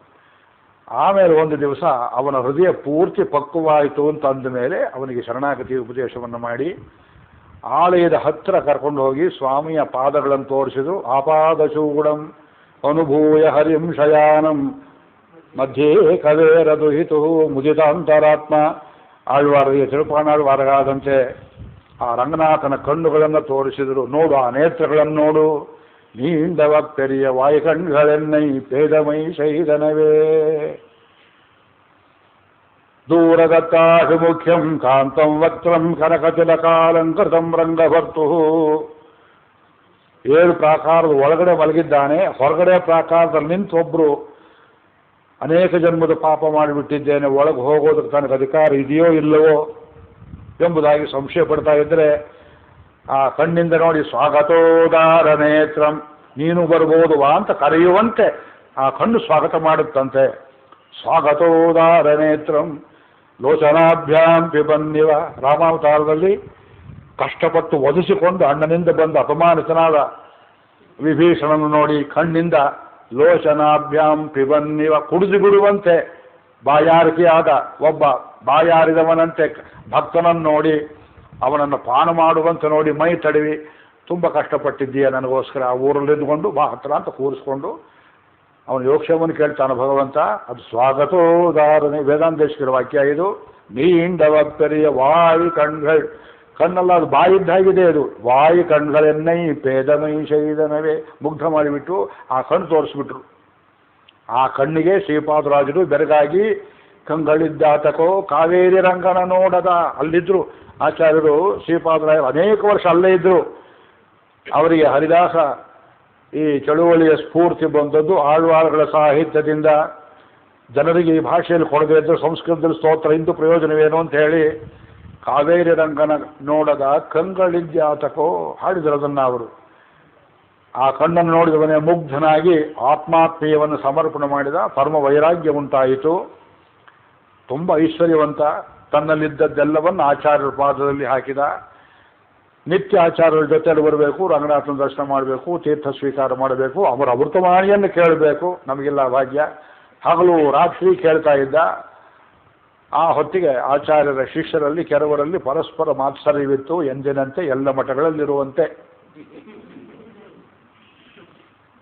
ದೇವರಿಗೆ ಗಂಧಾರ ಕೊಡ್ತಾರೆ, ಸೇವೆ ಮಾಡ್ತಾರೆ, ಆಚಾರ್ಯರ ಪಾದ ಸೇವೆ ಮಾಡ್ತಾರೆ, ಕಾಷಾಯ ಸೇವೆ ಮಾಡ್ತಾರೆ. ಸಣ್ಣ ಬುದ್ಧಿ ಹೋಗಿಲ್ಲ. ಅವರು ಗುಸುಗುಸು ಅಂತ ಮಾತನಾಡಿ ಸ್ನಾನ ಮಾಡುವಾಗ, ಮುಂಚೆ ಹೋಗುವಾಗ, ಸ್ನಾನಕ್ಕೆ ಹೋಗುವಾಗ ಮಡಿಯಲ್ಲಿರುವ ನಮ್ಮ ಕೈಯನ್ನು ಮುಟ್ತಾರೆ. ಸ್ನಾನ ಮಾಡ್ಕೊಂಬರುವಾಗ ಈ ಶೂದ್ರನ ಹೆಗಲ ಮೇಲೆ ಕೈ ಹಾಕೊಂಡ್ಬರ್ತಾರಲ್ಲ ಇವರು ಆಚಾರ್ಯ ಸರಿಯಾಗಿಲ್ಲ ಎಂಬುದಾಗಿ ಗುರುಗಳನ್ನು ಟೀಕೆ ಮಾಡಿ ಹಿಂದೆ ಮುಂದೆ ಮಾತನಾಡ್ತಾ ಇದ್ರು. ಇವರು ಕಿವಿಯಲ್ಲಿ ಬಿದ್ದು ಬಿಡ್ತು. ಬಹಳ ನೊಂದುಕೊಂಡ್ರು. ಅಸಹ್ಯಾಪಚಾರ ಗದ್ಯದಲ್ಲಿ ಹೇಳ್ತಾರೆ, ಭಗವತ ಅಪಚಾರ, ಭಾಗವತ ಅಪಚಾರ, ಅಸಹ್ಯಾಪಚಾರ, ಭಗವತ ಅಪಚಾರ. ದೇವರಿಗೆ ಅಪಚಾರ ಮಾಡಿದ್ರೆ ಸಹಿಸ್ಕೊಳ್ತಾನಂತೆ. ಭಾಗವತರಿಗೆ ಏನಾದರೂ ತಪ್ಪು ಗಿಪ್ಪು ಹೇಳಿದ್ರೆ ಸಹಿಸ್ಕೊಳ್ತಾನಂತೆ. ಅಸಹ್ಯಾಪಚಾರ ಎನ್ನಡಿಯಾರದು ಶಯ್ಯ செய்தாரேல் நன்று செய்தார் என்பர் போலும் ಭಕ್ತರಲ್ಲಿ ಜಾತಿ ಗುಣ ಅವರ ನಿಕೃಷ್ಟತೆ ಏನಾರು ಹೇಳಿದ್ರೆ ದೇವರು ಎಂದೆಂದಿಗೂ ಕ್ಷಮಿಸೋದಿಲ್ಲ. ನಕ್ಷಮಾಮಿವ ಸುಂದರೆ, ನರಕದಲ್ಲಿ ಹತ್ತೀನಿ ಅಂತಾನೆ ಭಗವಂತ. ಇನ್ನೊಂದ್ಸಲ ಅವ್ರ ಜಾತಿ ಇಂಥದ್ದು, ಅವ್ರ ಗುಣ ಇಂಥದ್ದು ಅಂತ ಹೇಳಬಾರದು ಭಕ್ತರಲ್ಲಿ. ಆದ್ರಿಂದ ಅಸಹ್ಯಾಂಶ. ಈ ವಾಕ್ಯ ಬರೆದವರಿಗೆ ಆ ಭಕ್ತರನ್ನು ಹಾಗೆಲ್ಲ ನಿಂದನೆ ಮಾಡಿದ್ರು, ಮನಸ್ಸು ಹಾಗೆ ಸಹಿಸಿರ್ಬೇಕು ನೋಡಿ. ಸಹಿಸಲಿಲ್ಲ. ಅವರಿಗೆ ಸುಲಭದಲ್ಲಿ ಅದ್ವೇಷ್ಟ. ಅವ್ರಿಗೂ ಹೇಳಬೇಕಲ್ಲ, ಅವರು ಶಿಷ್ಯರೇ. ಅದಕ್ಕೊಂದು ಕೆಲಸ ಮಾಡಿದರು. ಒಂದು ದಿವಸ ಏನು ಮಾಡಿಸಿದ್ರು, ಇವರೆಲ್ಲ ಬಟ್ಟೆ ಒಣಗಾಕಿದ್ದಾರೆ ಮಠದಲ್ಲಿ ಅನೇಕ ಶಿಷ್ಯರು, ಮಡಿ ಪಂಚೆ. ಆ ಪಂಚೆನೆಲ್ಲ ರಾತ್ರಿ ಅವರು ಮಲ್ಕೊಂಡ ಮೇಲೆ ಯಾರ ಕೈಯಲ್ಲೋ ತೆಗೆಸಿ ಒಂದು ಕಡೆ ಗಂಟು ಕಟ್ಟಿ ಚೀರುವಿಲ್ಲ ಕೃಷ್ಣಾವತಾರದಲ್ಲಿ ಮಾಡಿದಾಗ ಮಾಡಿಬಿಟ್ರು. ಬೆಳಗ್ಗೆ ಎದ್ದು ಬಂದರು, ನೋಡಿದ್ರು ಸ್ನಾನ ಮಾಡಿದ್ದಾರೆ, ಬಟ್ಟೆ ಒಣಗಾಕಿಲ್ಲ. ಅವನ ಪಕ್ಕದಲ್ಲಿ ಅವನಿಗೆ ಯಾರ ಮೇಲೆ ಅನುಮಾನವಿತ್ತೋ ದ್ವೇಷವಿತ್ತೋ ಅವನೇ ತಗೊಂಡಿದ್ದ ನನ್ನ ಪಂಚೆ ಅಂತೀವನು ಅವನ ಮೇಲೆ. ಇಲ್ಲ ನನ್ನ ಪಂಚೆನೂ ಹೋಗಿದೆ, ನೀನೇ ತೆಗೆದಿರಬೇಕು ಅಂತ ಇವನ ಮೇಲೆ. ಅದು ಇಂದು ಕುರುಕ್ಷೇತ್ರವಾಗಿ ಹೋಯಿತು ಶ್ರೀರಂಗದಲ್ಲಿ ಆಚಾರ್ಯರ ಮಠ. ಒಬ್ಬರ ಮೇಲೊಬ್ಬರು ಬಿದ್ದು ಹರಿದಾಡ್ತಾ ಇದ್ದಾರೆ ಕಾಮಕ್ರೋಧಗಳಿಂದ. ಏನಿದು ಅಂತ ಬಂದು ಕೇಳಿದ್ರು. ಬಟ್ಟೆ ಹೊರಟೋಗಿ, ಬಟ್ಟೆ ತಾನೇ, ಹೊಸ ಬಟ್ಟೆ ಕೊಡ್ತೇನೆ, ಹೊಸ ಪಂಚೆ ಉಟ್ಕೊಳ್ಳಿ, ಆದರೆ ಇದಕ್ಕೆ ಕಾಂಪನ್ಸೇಷನ್ ಒಂದು ಏನು ಕೊಡಿಸ್ತೇನೆ ಅಂದರೆ ಹತ್ರ ಒಬ್ಬರನ್ನ ಕರೆದು, ಇವತ್ತು ರಾತ್ರಿ ಈ ಧನುರ್ದಾಸನ ಮನೆಗೆ ಹೋಗಿ ನಾನು ಅವನ್ನ ಇಲ್ಲೇ ಇಟ್ಕೊಂಡು ಪಾಠ ಗೀಟ ಹೇಳ್ತಾ ಬಹಳ ಹೊತ್ತು ಕಾಲಯಾಪನೆ ಮಾಡಿಬಿಡ್ತೀನಿ. ಅವನ ಹೆಂಡತಿ ಮೈ ಮೇಲೆ ಸಾಕಷ್ಟು ಒಡವೆಗಳಿದೆ. ಅವಳು ಏನನ್ನೂ ಭಕ್ತಿಯಿಂದ ನಾವೇ ಕೇಳಿದ್ರೆ ಕೊಟ್ಟುಬಿಡೋಳು. ಆದರೆ ನಿಮಗೆ ಪಾಪ ತುಂಬ ಅರ್ಜೆಂಟ್ ಇದೆ ಹಣಕಾಸು. ಅವಳು ಮಲಗಿರುವಾಗ ಮೈ ಮೇಲಿರ್ತಕ್ಕ ಒಡವೆಗಳನ್ನು ನೀವು ಯಾರಿಗೂ ಗೊತ್ತಿಲ್ಲದಂತೆ ಸದ್ದಿಲ್ಲದಂತ ತಂದು ಬಿಡಿ. ಹೌದು ಸ್ವಾಮಿ, ತಪ್ಪು ಅಂತ ಒಬ್ರು ಅನ್ನಲಿಲ್ಲ. ಕಳುವು ಮಾಡೋದು ತಪ್ಪು ಅಂತ ಒಬ್ರಿಗೆ ಅನ್ನಿಸ್ಲಿಲ್ಲ. ಹೌದು ಅಂದರು. ಸಾಯಂಕಾಲ ಇವರು ಬಂದಿದ್ದಾನೆ, ಪಾಠ ಹೇಳ್ತಾ ಇದ್ದಾರೆ, ಹೊತ್ತು ಏರ್ತಾ ಇದೆ ರಾತ್ರಿ.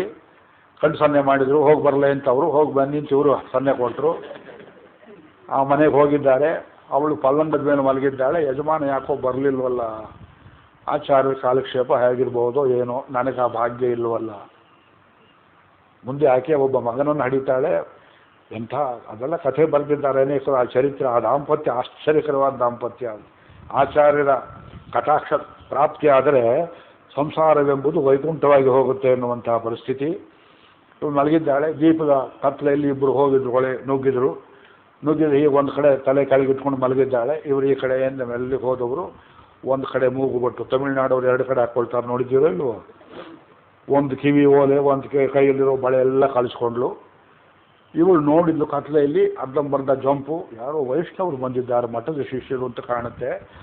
ಅಯ್ಯೋ, ಒಂದು ಕಡೆದು ಮಾತ್ರ ತಗೊಂಡ್ರಲ್ಲ, ಇನ್ನೊಂದು ಕಡೆದು ಉಪಯೋಗವಾಗಲಿ ಅಂತ ಹೊರಡಿದ್ಲು. ಹೊರಡಿದ್ದನ್ನು ಕಂಡು ಎಚ್ಚರವಾಗಿದ್ದಾಳಲ್ಲ ಅಂತ ಹೆದರಿ ಅವರೆಲ್ಲ ಇಷ್ಟೇ ಸಾಕು ನಮಗೆ ಅಂತ ಗಂಟು ಕಟ್ಟಿ ಕಾಲಲ್ಲಿದ್ದದ್ದು ತಗೊಂಡು ಆಚಾರ್ಯರ ಆಶ್ರಮಕ್ಕೆ ಬಂದರು. ಎಲ್ಲ ತಂದಿದ್ದೇವೆ ಅಂತ ಹೇಳಿದಾಗಿ ಅವ್ರನ್ನ ಆಯ್ತು ಕೆಲಸ ಈ ಕಡೆ ಹೋಗಿ ಅಂತ ಹೇಳಿ ಇವತ್ತು ಸಾಕು ಪಾಠ, ಹೋಗೋ ಮನೆಗೆ ಅಂತ ಕಳಿಸಿದ್ರು. ಶಿಷ್ಯರನ್ನು ಕರೆದ್ರು. ಈಗ ನೀವು ಮಾಡಬೇಕಾದ ಕೆಲಸ. ಈಗ ಅದೇ ಮನೆಗೆ ಹೋಗಿ ಅಲ್ಲೇನು ನಡೆಯುತ್ತೆ ಅಂತ ನೋಡಿ. ಇನ್ನೇನೋ ಇರ್ಬೋದು, ಮತ್ತೊಂದು ತುಂಬ ಜನ ಕಳಿಸಿದಾರೋ ಏನೋ ಅಂತ ಇವರು ಪಂಚಗೀಚ ಉತ್ತರಿಯ ಶಾಲು ಇವರು ತಗೊಂಡು ಹೋದರೆ, ಇವನು ಮನೆಗೆ ಹೋದ, ಬಾಗಿಲು ತೆಗೆದ್ಲು.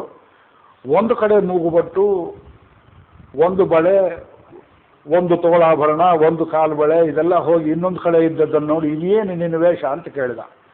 ಇಲ್ಲ, ಮಠ ಶಿಷ್ಯರು ಬಂದರು, ಗುರುಗಳಿಗೆ ಏನು ಅಡಚಣೆ ಇತ್ತೋ ತಗೊಂಬ ಅಂತ ಹೇಳಿದ್ರು ಅಂತ ಕಾಣುತ್ತೆ. ನಿದ್ರೆಯಲ್ಲಿ ಭಂಗ ಮಾಡಬಾರ್ದು ಅಂತ ಸೇವೆಗೆ ಅಂತ ತಗೊಂಡು ಹೋಗಿರಬೇಕು. ಅನುಕೂಲವಾಗಲಿ ಅಂತ ನಾನು ಈ ಕಡೆ ಹೊರಳು ಕೊಟ್ಟರೆ ಹೆದರ್ಕೊಂಡು ಹೊರಟೋದ್ರು. ನಾನೇನು ಮಾಡಲಿ? ಅವನ ತಲೆ ಚಚ್ಚಿಕೊಂಡ. ಅಲ್ಲೇ ಪೆದ್ದೆ. ಒಂದು ಕಡೆ ಆಭರಣ ತಗೊಂಡವ್ರಿಗೆ ಇನ್ನೊಂದು ಕಡೆ ಅದು ತಗೊಳ್ಳೋದು ಬರ್ತಿತ್ತು. ನೀನು ಹೊರಳಿ ಬಿಟ್ಟೆ, ಆದ್ದರಿಂದ ಈ ಪದಾರ್ಥಗಳು ಭಗವಂತನ ಕೈಂಕರ್ಯಕ್ಕೆ ಉಪಯೋಗಕ್ಕೆ ಬರಲಿಲ್ಲ, ವ್ಯರ್ಥವಾಯ್ತಲ್ಲ ಅಂತ. ಅವನ ಸೇವೆಗೆ ಉಪಯೋಗವಾದ ಹೋಯ್ತಲ್ಲ ಇದೆಲ್ಲ. ಅವರು ಬಂದು ಹೇಳಿದರು, ನೋಡಿ ನಿಮ್ಮ ಬುದ್ಧಿಯನ್ನು ನೋಡಿ, ಒಂದು ಪಂಚ ಹೋಗಿದ್ದಕ್ಕೆ ಹೇಗೆ ಹರಿದಾಡಿದ್ರಿ, ಇನ್ನೊಂದು ಪದಾರ್ಥದೇ ಅವರು ಉಪಯೋಗವಾಗಲಿಲ್ಲ ಅಂತ. ಅವನ ಹೆಂಡತಿ ಬಿಲ್ದರ ಜಾತಿಯವಳ ಬಾಯಲ್ಲಿ ಏನು ಮಾತು ಬಂತು ನೋಡಿ, ಅದು ಭಕ್ತಿ. ಅವರನ್ನು ತಿದ್ದಿದ್ರು ಉಪಾಯಕ್ಕೆ. ಇದು ಯಾಕೆ ಹೇಳ್ತೇವೆ ಕಥೆ ಅಂದರೆ, ಯೋಗದಲ್ಲಿ ಎತ್ತರಕ್ಕೆ ಹೋದವನಿಗೆ ಯಾರನ್ನು ನೋಡಿದ್ರು ಮನಸ್ಸಲ್ಲಿ ಕಾಮ ಕ್ರೋಧ ದ್ವೇಷ ಇದು ಸುತರಾಂ ಬರಬಾರದು. ಬೈದವರನ್ನು ಕೊಂಡಾಡಬೇಕು. ಇರಲಿ, ನಮ್ಮಲ್ಲಿರೋ ದೊಪ್ಪ ಹೇಳಿದ್ರು ಅವರು. ಪರಾಶರ ಭಟ್ರಿಗೆ ಹೇಳ್ತಾ ಇದ್ರು, ಇವರೇನು ನಾಮ ನೋಡಿ ಎಷ್ಟು ತಪ್ಪಕ್ಕೆ ಹಾಕಿದ್ದಾರೆ, 10 ಬೆರಳಿಗೂ ಉಂಗುರ ಹಾಕಿದ್ದಾರೆ, ಮೈ ಮೇಲೆ ಒಡವೆಗಳೇನು. ಅವ್ರು ಹೇಳಿದರು, ಅಪ್ಪ ದೇವಸ್ಥಾನದ ಆನೆ ಮುಂದೆ ಹೋದರೆ ಅದಕ್ಕೆ ಅಲಂಕಾರ ಮಾಡ್ತಾರಯ್ಯ, ದೇವರ ಉತ್ಸವದ ಒಂದು ಆನೆ ಅಂತ ತಿಳ್ಕೊಳ್ಳಿ ನನ್ನನ್ನು, ಆನೆಗಿಂತ ಕಡೆಯಾದನೆ ಅವನಿಗೆ ಉಪಯೋಗಕ್ಕೆ ಬರುತ್ತಪ್ಪ. ದೇವರು ವೈಭವಕ್ಕೆ ತಕ್ಕಾಗಿರ್ಬೇಕು. ನಾವು ಕೇಳಲಿಲ್ಲ, ಬೈತಲೇ ಹೋದರು. ಭಗವದ್ಭಕ್ತರಿಗೆಲ್ಲ ಉಪದ್ರವಗಳೇ, ಕನಕದಾಸರು ಹೀಗೆ. ಆಮೇಲೆ ಕೊನೆಯಲ್ಲಿ ಇವರಿಗೆ ಕೇಳೋ ಹಾಗೆ ದೇವಸ್ಥಾನದಲ್ಲಿ ಬೈಯೋಕ್ಕೆ ಶುರು ಮಾಡಿದರು. ಅದಕ್ಕೆ ರಂಗನಾಥನಿಗೆ ಹೇಳ್ತಾರೆ, ಅವತ್ತು ಬೆಳಗ್ಗೆ ಒಂದು ತಮಾಷೆ ಆಗಿತ್ತು ದೇವಸ್ಥಾನದಲ್ಲಿ. ಒಂದು ಕಾಗೆ ಬಂದುಬಿಡ್ತು ಹೊರಗಿಂದ. ಕಾಗೆ ಬಂತಲ್ಲ ದೇವಸ್ಥಾನದವರು, ಕಾಗೆ ಬರಬಾರ್ದು ಅಂತ ಅದಕ್ಕೇನು ಗೊತ್ತು ನಿಮ್ಮ ಶಾಸ್ತ್ರ. ಕಾಗೆ ಬಂತು, ಧ್ವಜಸ್ತಂಭದಿಂದಲೂ ಒಳಕ್ಕೆ ಬಂದುಬಿಡ್ತಲ್ಲ ಅಂತ ಅದಕ್ಕೆಲ್ಲ ಪುಣ್ಯವಾಚನ ಮಂತ್ರ ಗಿಂತ್ರ ಹೇಳಿ ದೇವರಿಗೆ ಸಂಪ್ರೋಕ್ಷಣ, ದೇವರನ್ನು ಶುದ್ಧಿ ಮಾಡುವುದು ಮಹಾಸಂಪ್ರೋಕ್ಷಣ. ಭಟ್ರು ಇದನ್ನು ಮಾಡಿಸ್ತಾ ಇದ್ದಾರೆ, ಪಕ್ಕದಲ್ಲಿ ನಿಂತಿದ್ದಾರೆ. ನಗೆ ಬಂದುಬಿಡ್ತು. ಅಸನ್ನಿಕೃಷ್ಟಸ್ಯ ನಿಕೃಷ್ಟ ಜಂತೋ ಮಿಥ್ಯಾಪವಾದೇನ ಕರೋಷಿ ಶಾಂತಿಂ. ಆ ಕಾಗೆಯೋ ನಾಯಿಯೋ ನಿನ್ನ ಹತ್ರ ಏನು ಬರಲಿಲ್ಲ, ಅದು ದೂರ ಎಲ್ಲೋ ಇತ್ತು. ಅಸನ್ನಿಕೃಷ್ಟಸ್ಯ ನಿಕೃಷ್ಟ ಜಂತೋ ಮಿಥ್ಯಾ ಅಪವಾದೇನ, ಇದು ಸುಳ್ಳು ಅಪವಾದ. ದೇವಸ್ಥಾನಕ್ಕೆ ನಾಯಿ ಬಂತು, ಕಾಗೆ ಬಂತು, ಇದೇನು ದೊಡ್ಡ ವಿಷಯ ಅಲ್ಲ, ಬುದ್ಧಿ ಇಲ್ಲದೆ ಪ್ರಾಣಿ ಬರುತ್ತೆ. ಅದಕ್ಕೊಂದು ಶಾಂತಿ ಮಾಡಿಕೊಂಡಿಲ್ಲ ರಂಗನಾಥ.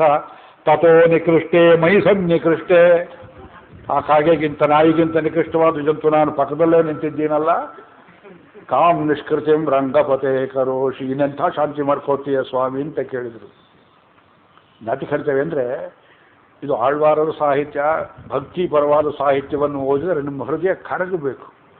ಕರಗಿ ನನ್ನಲ್ಲಿರೋ ದೋಷಗಳನ್ನು ತಿದ್ದುಕೋಬೇಕೆ ಹೊರತು ಇನ್ನೊಬ್ಬರ ದೋಷವನ್ನು ಹೇಳುವಂಥ ಬುದ್ಧಿ ನನಗೆ ಬರಬಾರದು. ಅದ್ವೇಷ್ಟ ಸರ್ವಭೂತಾನ, ಮನುಷ್ಯರನ್ನು ಮಾತ್ರ ಅಲ್ಲ, ಬೀಜಲ್ಲಿ ಹೋಗ್ತಕ್ಕಂಥ ನಾಯಿ ಮೊದಲಾದ ಪದಾರ್ಥಗಳನ್ನು ದ್ವೇಷ ಮಾಡುವವರನ್ನು ನಾವು ದ್ವೇಷ ಮಾಡದೆ, ಮೈತ್ರ ಅವರನ್ನು ಪ್ರೀತಿ ಮಾಡಬೇಕು.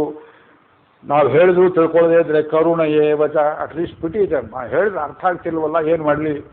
ನಿರ್ಮಮ, ಅಹಂಕಾರವಿಲ್ಲದೆ, ಮಮಕಾರವಿಲ್ಲದೆ, ಸಮ ದುಃಖ ಸುಖ, ಸುಖ ದುಃಖಗಳಲ್ಲಿ ಹಿಗ್ಗದೆ ಕುಗ್ಗದೆ, ಕ್ಷಮೀ ತತ್ಪ್ರಾಪ್ಯ ಶುಭಾಶುಭಂ ನಾಭಿನಂದತಿ ನದ್ವೇಷ್ಟಿ ತಸ್ಯ ಪ್ರಜ್ಞಾ ಪ್ರತಿಷ್ಠಿತ. ಅರ್ಥಾತ್ ಅಲ್ಲಿ ಸ್ಥಿತಪ್ರಜ್ಞೆ ಯೋಗ ಹೇಳಿದ್ದನ್ನೇ ಭಕ್ತಿಯ ಮಟ್ಟಕ್ಕೆ ಏರಿಸಿ ಹೇಳ್ತಾ ಇದ್ದಾರೆ. ಕ್ಷಮಿ ಅಲ್ಲ, ಅದು ಸಹಿಸಿಕೊಳ್ಬೇಕು. ಸಂತುಷ್ಟ ಸತತಂ ಯೋಗಿ, ಏನಿದ್ರೆ ಅದರಲ್ಲೇ ತೃಪ್ತಿ.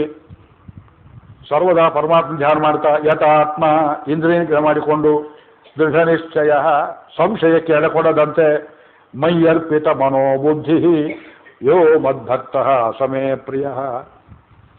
ಅಲ್ಲಿನ ಮುಂದಿನ ಶ್ಲೋಕಗಳು ಹೀಗೆ ಸರಳವಾಗಿವೆ. ಯಸ್ಮಾನ್ನೋದ್ವಿಜತೆ ಲೋಕಃ, ಇದು ಬಹಳ ಇಂಪಾರ್ಟೆಂಟ್. ನಮ್ಮಿಂದ ಲೋಕವೂ ಉದ್ವೇಗಗೊಳ್ಳಬಾರದು, ಲೋಕದಿಂದ ನಾವು ಉದ್ವೇಗಗೊಳ್ಳಬಾರದು. ಉದ್ವೇಗಗೊಳ್ಳುವುದಂದ್ರೇನು? Feeling perturbed. ಒಂದು ಕಡೆ ಹೋಗ್ತೇವೆ, ಇವನು ಯಾಕಪ್ಪ ಇಲ್ಲಿ ಬಂದ ಅಂತ ಎಲ್ಲರೂ ನಮ್ಮನ್ನು ಜಗಳಗಂಟ ಅಂತ ತಿಳ್ಕೊಂಡು ಎದ್ದು ಹೋಗುವ ಹಾಗೆ, ಇವನು ಬಂದಲ್ಲ, ಈ ಹಾಳು ಪಾಪಿ ಬಂದನಲ್ಲ ಅನ್ನೋ ರೀತಿಯಲ್ಲಿ ನಾವು ನಡ್ಕೋಬಾರದು. ಅವ್ರು ಬಂದ್ರ ಬಹಳ ಸಂತೋಷ ಅಂತ ಹೇಳೋದು ರೀತಿಯಲ್ಲಿರಬೇಕು. ಜನರ ಮಧ್ಯದಲ್ಲಿ ನಾವು ಅವರೆಲ್ಲ ಯಾತಕ್ಕಿದ್ದಾರೆ ಅಂತ ಅವರನ್ನು ಉದ್ವೇಗಕ್ಕೆ ನಾವು ಒಳಪಡಿಸಬಾರದು. You don't get disturb from the outer world, let not the world be disturb by you. ನಮಗೂ ಜಗತ್ತಿಗೂ ಹೇಗಿರಬೇಕು? ಕಾಣುವುದೆಲ್ಲ ಕೃಷ್ಣನೇ ಎಂಬುದಾಗಿ ಕಾಣಬೇಕು. ಹರ್ಷ ಅಮರ್ಷ ಭಯ ಉದ್ವೇಗೈ ಮುಕ್ತ.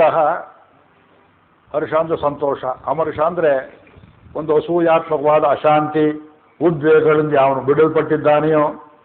ಯೋ ನ ಹೃಷ್ಯತಿ ನ ದ್ವೇಷ್ಟಿ ನ ಶೋಚತಿ ನ ಕಾಂಕ್ಷತಿ ಶುಭಾಶುಭ ಪರಿತ್ಯಾಗಿ. ಯಾವ ಫಲಗಳು ಬಂದರೂ ಅಲ್ಲಿಂದಲ್ಲೇ ಬಿಟ್ಬಿಡಬೇಕು, ಮನಸ್ಸಲ್ಲಿ ಇಟ್ಕೊಂಡು ಕೊರಗೋದಲ್ಲ. ಅಲ್ಲ, ಮಾತಿಗೆ ಹೇಳ್ತೇನೆ ಅಂತಾರೆ ಕೆಲವರು ಶುರು ಮಾಡುವಾಗ. ಇದು ಯಾಕೆ ಬಂತೋ ಕನ್ನಡದಲ್ಲಿ ಗೊತ್ತಿಲ್ಲ. ಮಾತಿಗೆ ಹೇಳ್ತೇನೆ ನೋಡಿ, ಇವ್ರು ಮಾತಿಗಿದೆ ಹೇಳೋರು, ಇದು ಶುರು ಮಾಡಿ ಏನೋ ಬಾಂಬ್ ಹಾಕ್ತಾರೆ ಅಂತ ಏನು ಹೇಳ್ತಾರೆ. ಅದು ಆವತ್ತೂ ಆಗಿದ್ದು, ಅದು ಹಾಗಾಗಬಾರ್ದಾಗಿತ್ತು ನೋಡಿ. Who are you to say it? ಐಸೆ ಏನಾಗ್ತದೆಯೋ ದೈವಾಯತ್ತವಾಗಿ ಆಗುತ್ತೆ. ಅವ್ರ ಬಾಯಲ್ಲಿ ಆ ಮಾತು ಬರಬಾರ್ದಾಗಿತ್ತು. ಈಗ ನೀವು ಹೇಳ್ತೀರಿ, ಆವತ್ತಿಂದ ಹೇಳ್ತಲೇ ಇದ್ದೀರಿ, ಇಲ್ಲಿಟ್ಟಿದ್ದೇ ನೋಡು ಅಂತಾರೆ ಕೆಲವರು. ರೆಕಾರ್ಡ್ ತಗೊಂಡೇನು ಮಾಡ್ತೀರಿ? ತಗೊಂಡು ಹೋಗ್ತೀರಾ? ಯಾರು ಬೈದಿದ್ದು ಅಕೌಂಟ್ಸ್ ಎಲ್ಲ ಇಲ್ಲೇ ಸೆಟ್ಲ್ ಮಾಡಿ ಹೋಗಬೇಕು. ಇವತ್ತು ಅಂದರೆ ಇವತ್ತೇ ರಾತ್ರಿ ಒಳಗೆ ನಿದ್ದೆ ಮಾಡೋರು ಅಕೌಂಟ್ ಮುಗಿಸ್ಬೇಕು. ಯಾರಲ್ಲಿ ಬೈದಿದ್ದು ಆ ಕ್ಷಣಕ್ಕೆ ಆಯಿತು, ದೇವರು ನಿಮಗೆ ಕ್ಷಮೆ ಮಾಡಲಿ, ಬಿಟ್ಬಿಡಿ ಅಂತ ಹೇಳಬೇಕೆ ಹೊರತು. ಇನ್ನೂ ಒಂದು ಕಥೆ ಹೇಳ್ತೇನೆ. ಶ್ರೀವತ್ಸ, ಇವತ್ತು ಕಥೆಗಳು ಹೇಳಿ ಸಾಕಷ್ಟು ಹೇಳ್ತೇನೆ. ಶ್ರೀವತ್ಸ ಚಿಹ್ನ ಮಿಶ್ರರು ರಾಮಾನುಜರ ಪ್ರಥಮ ಶಿಷ್ಯರು. ಅವರ ಸದ್ಗುಣಗಳನ್ನು ಬಾಯಲ್ಲಿ ವರ್ಣಿಸೋದಕ್ಕಾಗೋದಿಲ್ಲ. ಅವರನ್ನು ಕಂಡು ಸಿಡಿಮಿಡಿ ಕೊಡ್ತಾ ಇದ್ದವರು ಒಬ್ಬರಿದ್ದರು. ಅವರು ದೊಡ್ಡ ಪಂಡಿತರು, 74 ಶಿಷ್ಯರಲ್ಲಿ ಒಬ್ಬರು. ಅವರಲ್ಲಿದ್ದ ಮಹಾ ದುರ್ಗುಣ ಯಾವುದು ಅಂದರೆ ಯಾರಲ್ಲಿಯೂ ಒಂದು ಗುಣವನ್ನು ಕಾಣದೇ ಇರುವ ಕುರುಡ್ತನ. ಪ್ರತಿಯೊಬ್ಬರಲ್ಲಿ ದೋಷವನ್ನೇ ಕಾಣುವುದು. ಇಲ್ಲಿ ಗುಣವಿದ್ರೆ ಅಲ್ಲಿ ಕಾಣ್ತೀರಿ, ಇಲ್ಲಿ ಗುಣವಿಲ್ಲ, ಬರೀ ತಪ್ಪನ್ನೇ ಕಾಣುವುದು. ಅದರಲ್ಲಿ ಭಾಗವತ ದೂಷಣೆ, ಭಗವದ್ಭಕ್ತರನ್ನು ದೂಷಣೆ ಮಾಡ್ತಾ ಅವನಿಗೇನು ಗೊತ್ತು, ಇವನಿಗೇನು ಗೊತ್ತು, ಅವನಾಗಿದ್ದಾನೆ, ಇವನು ಹೀಗಿದ್ದಾನೆ. ಅದು ಕೇಳಿ ಕೇಳಿ ಊರೆಲ್ಲ ಅವ್ರನ್ನ ಚೀಮಾರಿ ಹಾಕ್ತಿತ್ತು. ಇಬ್ಬರು ಚೀಮಾರಿ ಹಾಕ್ತಿದ್ದಾರೆ ಅಂತ ಅವ್ರಿಗೆ ಅದರಿಂದ ಏನು ವ್ಯತ್ಯಾಸ ಆಗಲಿಲ್ಲ. ಒಂದು ಪುಣ್ಯಕಾಲ ಬಂತು. ಪುಣ್ಯಕಾಲ ಅಂದರೆ ಕರ್ಕಾಟಕ ಸಂಕ್ರಾಂತಿ, ಮಕರ ಸಂಕ್ರಾಂತಿ ಅಂತ ಒಂದು ಕಾಲ. ಕಾವೇರಿ ತೀರದಲ್ಲಿ ಎಲ್ಲ ಸ್ನಾನ ಮಾಡ್ತಾ ಇದ್ದಾರೆ, ದಾನ ಕೊಡ್ತಾ ಇದ್ದಾರೆ. ಇವರು ಶ್ರೀವತ್ಸ ಚಿನ್ನಮಿಶ್ರು ಈ ಸಿಡುಕು ಆಚಾರ್ಯರ ಹತ್ರ ಹೋದರು. ಜಿಯ ಏನಾಯಿತು? ನಾ ಹೇಳುವುದೆಲ್ಲ ಸತ್ಯ. ಸ್ವಾಮಿ ನನಗೆ ಒಂದು ದಾನ ಕೊಡಿ ಅಂತ ಕೇಳಿದರು. ಜಿಯಾ ಎನಕ್ಕೊರು ದಾನಂ செய்ய வேண்டும். ನಿಮ್ಗೆ ನಾನೇನ್ರಿ ದಾನ ಕೊಡೋದು? ಅಷ್ಟಕ್ಕೆ ಅವ್ರು ಸಿಟ್ಟು. ನಿಮ್ಗೆ ದಾನ ಕೊಡೋದು ಏನೋ ಕೇಳ್ತಾ ಇದ್ದಲ್ಲ ಸಿಡುಕು ಅಂತ, ಅದೇನು ನನ್ನಲ್ಲಿಲ್ಲ. ಈ ನಿಮ್ಮಲ್ಲಿ ಸಮೃದ್ಧವಾಗಿದ್ದೆ ದಾನ ಕೊಡುವಂಥ ವಸ್ತು ಖಂಡಿತ ಕೊಡಬೇಕು, ನನ್ನಲ್ಲಿದ್ದರೆ ಕೊಡ್ತೇನೆ. ಉದಕಪೂರ್ವಕಮಾಹದಾನಂ செய்ய வேண்டும். ನೀರು ಕೈಯಲ್ಲಿ ಹಾಕಿ ತುಭ್ಯಮಹಂ ಸಂಪ್ರದದೆ ಹೇಳಬೇಕು. ಏನು ಇನ್ನು ಮೇಲೆ ಭಾಗವತರನ್ನು ದೂಷಣೆ ಮಾಡೋದಿಲ್ಲ. ಭಾಗವತ ದೂಷಣೆ ಮಾಡಿದ ನರಕಕ್ಕೆ ನಾವು ಹೋಗುವಂತಾಗಲಿ, ಆ ದೂಷಣ ಬುದ್ಧಿಯನ್ನು ಬಿಟ್ಟಿದ್ದೇನೆ, ಕೊಟ್ಟಿದ್ದೇನೆ ಅಂತ ಹೇಳಬೇಕು. ಅದು ಹೇಳಬೇಕಾಗೆ ಬಂತು. ವಾರ ಕೊಟ್ಟಿದ್ರಲ್ಲ ಅಂತ ಕೊಟ್ಟುಬಿಟ್ರು. ದಾನ ಕೊಟ್ಟು 5 ನಿಮಿಷದಲ್ಲಿ ಅವ್ರ ಬಾಪ ಬಂದು ವರ ಬೇರೆ ಕೇಳ್ಕೊಂಡು ಹೋದ್ರು. ಅವ್ರು ಏನು ಗೊತ್ತಿದೆ ಅಂದರು. ದಾನ ಯಾರು ಕೊಟ್ಟಿದ್ರು ಅವ್ರನ್ನೇ ಬೈದರು. ಸಾಯಂಕಾಲ ಸಂಧ್ಯಾವನ್ನು ಮಾಡುವಷ್ಟರಲ್ಲಿ ನನಗೆ ಯಾಕೆ ದುರ್ಬುದ್ಧಿ ಬಂತು, ದಾನ ಕೊಟ್ಟ ಮೇಲೂ ಬೈದ್ನಲ್ಲ ಅಂತ. ರಾತ್ರಿ ಊಟವನ್ನು ಮಾಡದೆ ಆಚಾರ್ಯರ ಮನೆ ಜಗಲಿಯಲ್ಲಿ ಕೂತಿದ್ದಾರೆ, ಮುಸುಕು ಹಾಕ್ಕೊಂಡು ಚಳಿ. ಬೆಳಗಾಗಿ ಇವರೆದ್ದು ಬಾಗಿಲು ತೆಗೆಯುವಾಗ ದೆವ್ವದ ಹಾಕಿ ಕೂತಿದ್ದಾರೆ. ಯಾಕಪ್ಪ ಇಲ್ಲಿ ಬಂದು ಏನು ತಪ್ಪು ಮಾಡಿದೆ ಅಂತ ಕೇಳಿದರು. ನಿಮಗೆ ನಾ ದಾನ ಕೊಟ್ಟಿದ್ದು ಅದು ತಪ್ಪಾಯಿತು, ನನ್ನ ಕೈಯಲ್ಲಿ ಹಾಕಿ ದಾನ ಕೊಡೋಕೆ ಬರೋದಿಲ್ಲ, ಅದು ವಾಪಸ್ ಕೊಡಿ ಅಂತ ಕೇಳೋಕೆ ಬಂದಿದ್ದು. ಭಾಗವತ ದೋಷಣೆ ಇಲ್ಲದೆ ಬದುಕೋದಕ್ಕೆ ಆಗೋದಿಲ್ಲ ನನ್ನ ಕೈಯಲ್ಲಿ. ಅವ್ರು ಹೇಳಿದ್ರು, ರಾತ್ರಿ ಎಲ್ಲ ಚಳಿಯಲ್ಲಿ ಮುಸುಕು ಹಾಕ್ಕೊಂಡು ಕೂತಿದ್ದೀರಿ, ಇನ್ನು ಮೇಲೆ ಪರಿತಾಪ ಆಗಿದೆಯಲ್ಲ, ಇನ್ನು ಮೇಲೆ ನಿಮ್ಮ ಬಾಯಲ್ಲಿ ಭಾಗವತ ದೋಷಣೆ ಬರೋದಿಲ್ಲ, ಹೋಗಿ ಸರಿಯಾಗಿ ನಡ್ಕೊಳ್ಳಿ ಅಂತ ಹೇಳ್ತಾರೆ. ಅಂದರೆ ಭಕ್ತಿ ಯೋಗದಲ್ಲಿರುವುದು ನೋಡಿ, this is not a mechanical characteristic. ಭಕ್ತಿ ಯೋಗ ಅಂದರೆ ದೇವ್ರ ಪೂಜೆ ಗೀಜೆ 5 ನಿಮಿಷದಲ್ಲಿ ಮಾಡಿ ಊದಿನ ಕಡ್ಡಿ, ಕರ್ಪೂರ, ಕಾಯಿ, ನೈವೇದ್ಯ, ಇದೇ ಭಕ್ತಿ ಯೋಗ ಅಂತ ತಿಳ್ಕೊಂಡಿದ್ದೀರಿ. ಅದಲ್ಲ, ಅಷ್ಟು ಸಾಲದು. Ritualistic worship is not enough, it is only a starting point. ಪತ್ರಂ ಪುಷ್ಪಂ ಫಲಂ ತೋಯಂ ಹೇಳಿಲ್ಲ ಕೃಷ್ಣ, ಅವನು ಹೇಳಿದ್ದಾನೆ. ಅಷ್ಟಕ್ಕೆ ಸಾಕು ಅಂತಿದ್ರೆ 12ನೇ ಅಧ್ಯಾಯ ಕೇಳ್ತಿದ್ದ. ವಿಗ್ರಹದಲ್ಲಿ ಸಾಲಿಗ್ರಾಮದಲ್ಲಿ ಭಗವಂತನ ನೋಡ್ತೀರಿ, ಅವನ ಭಕ್ತರಲ್ಲಿಯೂ ಅವನನ್ನು ನೋಡಿ, ಅವನನ್ನು ಪ್ರೇಮ ಮಾಡಿ, ಜಗತ್ತನ್ನು ಪ್ರೇಮ ಮಾಡಿ, ಆಗ ಅವನ ಮನಸ್ಸಿಗೆ ಮುಟ್ಟುತ್ತೆ. ಅದರಿಂದ ಹರ್ಷಾಮರ್ಷ ಭಯೋದ್ವೇಗೈ ಮುಕ್ತೋ ಯಸ್ ಸತಮೇ ಪ್ರಿಯ ಅನಪೇಕ್ಷ. ಇದು ಬಹಳ ಮುಖ್ಯ. ಯಾರಿಂದಲೂ ಏನನ್ನೂ ಕೇಳದೇ ಇರುವಂಥ ನಿರ್ವಿಣ್ಣ ಸ್ಥಿತಿಗೆ ಬರಬೇಕು. ಭಾಗವತ ಪರಮ ಭಾಗವತರು ಅಂದ್ರೆ ಹೇಗಿರಬೇಕು? ಪರಮ ತೃಪ್ತಿ ಇರಬೇಕು. ಏನಾದ್ರು ಕೊಡ್ತೇವೆ ನಿಮಗೆ ಅಂದರೆ, ಅಯ್ಯೋ ನಮಗೇನು ಕೊಡಬೇಡಿ, ಸಂರಕ್ಷಣೆ ಮಾಡೋ ಸ್ಥಿತಿ ನಮಗಿಲ್ಲ, ನಾವು ನೆಮ್ಮದಿಯಾಗಿದ್ದೇವೆ. ಇನ್ನೊಂದು ಕಥೆ ಹೇಳ್ತೀನಿ. ದಿವ್ಯ ಪ್ರಬಂಧದಲ್ಲಿ ಬರುವಂತಹ ಕಥೆಗಳಿವೆಲ್ಲ. ಒಬ್ಬರು ಅರೆಯರ್ ಸ್ವಾಮಿಗಳು, ಅರೆಯರ್ ಅಂತ ಕೇಳಿದ್ದೀರಾ? ದಕ್ಷಿಣ ದೇಶದ ದೇವಸ್ಥಾನಗಳಲ್ಲಿ ಈ ದಿವ್ಯ ಪ್ರಬಂಧಗಳನ್ನು ತಾಳ ಹಿಡ್ಕೊಂಡು ಕಾಲಿಗೆ ಗೆಜ್ಜೆ ಕಟ್ಕೊಂಡು ನರ್ತನ ಮಾಡಿ ಅಭಿನಯ ಮಾಡಿ ತೋರಿಸುವ ಭಾಗವತರು. ಇವತ್ತದು ಕ್ಷೀಣವಾಗಿದೆ ಸಂಪ್ರದಾಯ. ರಾಗವಾಗಿ ಹಾಡಿ ತೋರಿಸ್ತಕ್ಕಂಥ ಭಕ್ತರು. ಅವರು ಎಲೆ ಅಡಿಕೆ ಡಬ್ಬಿ ಒಂದು ಇಟ್ಕೊಂಡಿದ್ರು. ಅರೆಯರ್ ಸೇವೆ ಮುಗಿದು ಭೋಜನ ಆದ ಮೇಲೆ ಆ ತಾಂಬೂಲದ ಪೆಟ್ಟಿಗೆ, ಬೆಳ್ಳಿ ಪೆಟ್ಟಿಗೆ, ಆ ಪೆಟ್ಟಿಗೆಯಲ್ಲಿ ವೀಳ್ಯದೆಲೆ, ಅಡಿಕೆ, ಸುಣ್ಣ, ಜಾಕಾಯಿ, ಜಾಪತ್ರೆ, ಏನೇನು ಭೋಗ ಪದಾರ್ಥಗಳು ಬೇಕೆಲ್ಲ ಇಟ್ಟು ಅದರೊಳಗೆ ಒಂದು ಸಣ್ಣ ಸಾಲಿಗ್ರಾಮ, ಅದೇ ದೇವರ ಪೆಟ್ಟಿಗೆ. ಬೆಳಿಗ್ಗೆ ಎದ್ದು ಪೆಟ್ಟಿಗೆ ತೆಗೆಯೋದು, ದೇವ್ರ ಪೂಜೆ ಮಾಡೋದು, ಪೂಜೆ ಮಾಡಿದ ನಂತರ ಅದನ್ನು ಅಲ್ಲೇ ಇಟ್ಟು ಬಿಡುವುದು. ತಾಂಬೂಲ ಹಾಕಿಕೊಳ್ಳುವಾಗ ಮರೆತು ಅಡಿಕೆ ಗೋಟು ಅಂತ ತಿಳ್ಕೊಂಡು ಸಾಲಿಗ್ರಾಮ ಬಾಯಿಗೆ ಬರುವುದು. ಎಲ್ಲ ಬರೆದಿದ್ದೀನಿ ಪುಸ್ತಕದಲ್ಲಿ. ನಾನು ತಿರುವಾಯಿಮುಳಿ 2 ಸಂಪುಟದಲ್ಲಿ 2ನೇ ಸಂಪುಟದಲ್ಲಿ ಬರೆದಿದ್ದೇನೆ. ಎಷ್ಟೋ ಸಲ ಹೀಗಾಗಿ ಜನ ಬೇರೆ ಬಾಯಿ ಕೂತಿರ್ತಾರೆ, ಅವ್ರ ಕೈಲಿ ಕೇಳಬೇಕು ಅಂತ ಅದು ಹಾಕ್ಕೊಂಡು ಕಡಿಯೋದಕ್ಕೆ ಹೋಗಿ ಕಡಿಯದೇ ಇದ್ದಾಗ ಅಯ್ಯೋ ಸಾಲಿಗ್ರಾಮವೇ ತಪ್ಪಾಯಿತಲ್ಲ, ಅದನ್ನು ತೆಗೆದು ಮತ್ತೆ ತೊಳೆದು ಅದಕ್ಕೆ ಅಭಿಷೇಕಾದಿಗಳು ಮಾಡಿ ಸ್ವಾಮಿ ಅಪಚಾರವಾಯಿತು. ಹೀಗೆ ಎಷ್ಟೋ ಸಲ ನಡೆದು ಹೋಯಿತು. ನಡೆದು ಹೋದ್ಮೇಲೆ ಇಂದ ಅಪಚಾರ ಹೇಗೆ ಮಾಡಬಾರ್ದು ಅಂತ ತಿಳ್ಕೊಂಡು ಪರಿಪೂರ್ಣ ವೇದಾಧ್ಯಯನ ಮಾಡಿ ಒಂದು ಅಕ್ಷರವೂ ಅರ್ಥ ಆಗದೇ ಇರುವ ಒಬ್ಬ ಭಾಗವತೋತ್ತಮನನ್ನು ಕರೆದು ಅವನಿಗೆ ಇದನ್ನು ಈ ನಾಳೆಯಿಂದ ಪೂಜೆ ಮಾಡಿ ನನ್ನ ಕೈಲಾಗೋದೆಲ್ಲ ಅಪಚಾರ ಆಗುತ್ತೆ, ನನಗೆ ಇಡೋಕೆ ಬೇರೆ ಜಾಗ ಇಲ್ಲ, ತಗೊಳ್ಳಿ ಕೊಟ್ಟರಲ್ಲ ಅಂತ ಇಟ್ಕೊಂಡು ಅವ್ರು ಪೂಜೆ ಮಾಡ್ತಿದ್ರು. ದೇವರು ಅವರಿಗೆ ರಾತ್ರಿ ಸ್ವಪ್ನದಲ್ಲಿ ಬಂದು ವೇದಾಧ್ಯಯನ ಮಾಡಿದ ಪಂಡಿತರಿಗೆ, ನೀ ಪೂಜೆ ಮಾಡ್ತೀಯೇ, ಸಾಲಿಗ್ರಾಮ ಪೆಟ್ಟಿಗೆಯಲ್ಲಿ ಇಟ್ಟಿದ್ದೀಯೇ, ಆದ್ರೆ ನಾನು ಯಾರು ಅಂತ ನಿನಗೆ ಗೊತ್ತಿಲ್ಲ, ವೇದ ಓದಿದ್ದೀಯೇ ಹೊರತು ನನ್ನನ್ನು ಅರ್ಥ ಮಾಡಿಕೊಂಡಿಲ್ಲ. ಅವನು ನನ್ನನ್ನು ಬಾಯಲ್ಲಿ ಹಾಕೊಂಡ್ರೂ ಪರವಾಗಿಲ್ಲ ಕಾಣೆಯ, ದಿವ್ಯ ಪ್ರಬಂಧ ಓದಿದ್ದು ಬಾಯಿ ಅದು. ಆ ಪೆಟ್ಟಿಗೆಯಲ್ಲಿ ಪಚ್ಚಕರ್ಪೂರ ಏಲಕ್ಕಿ ಅದು ಇದು ಘಮ ಘಮ ಅಂತಿತ್ತು ದೇವರ ಪೆಟ್ಟಿಗೆ.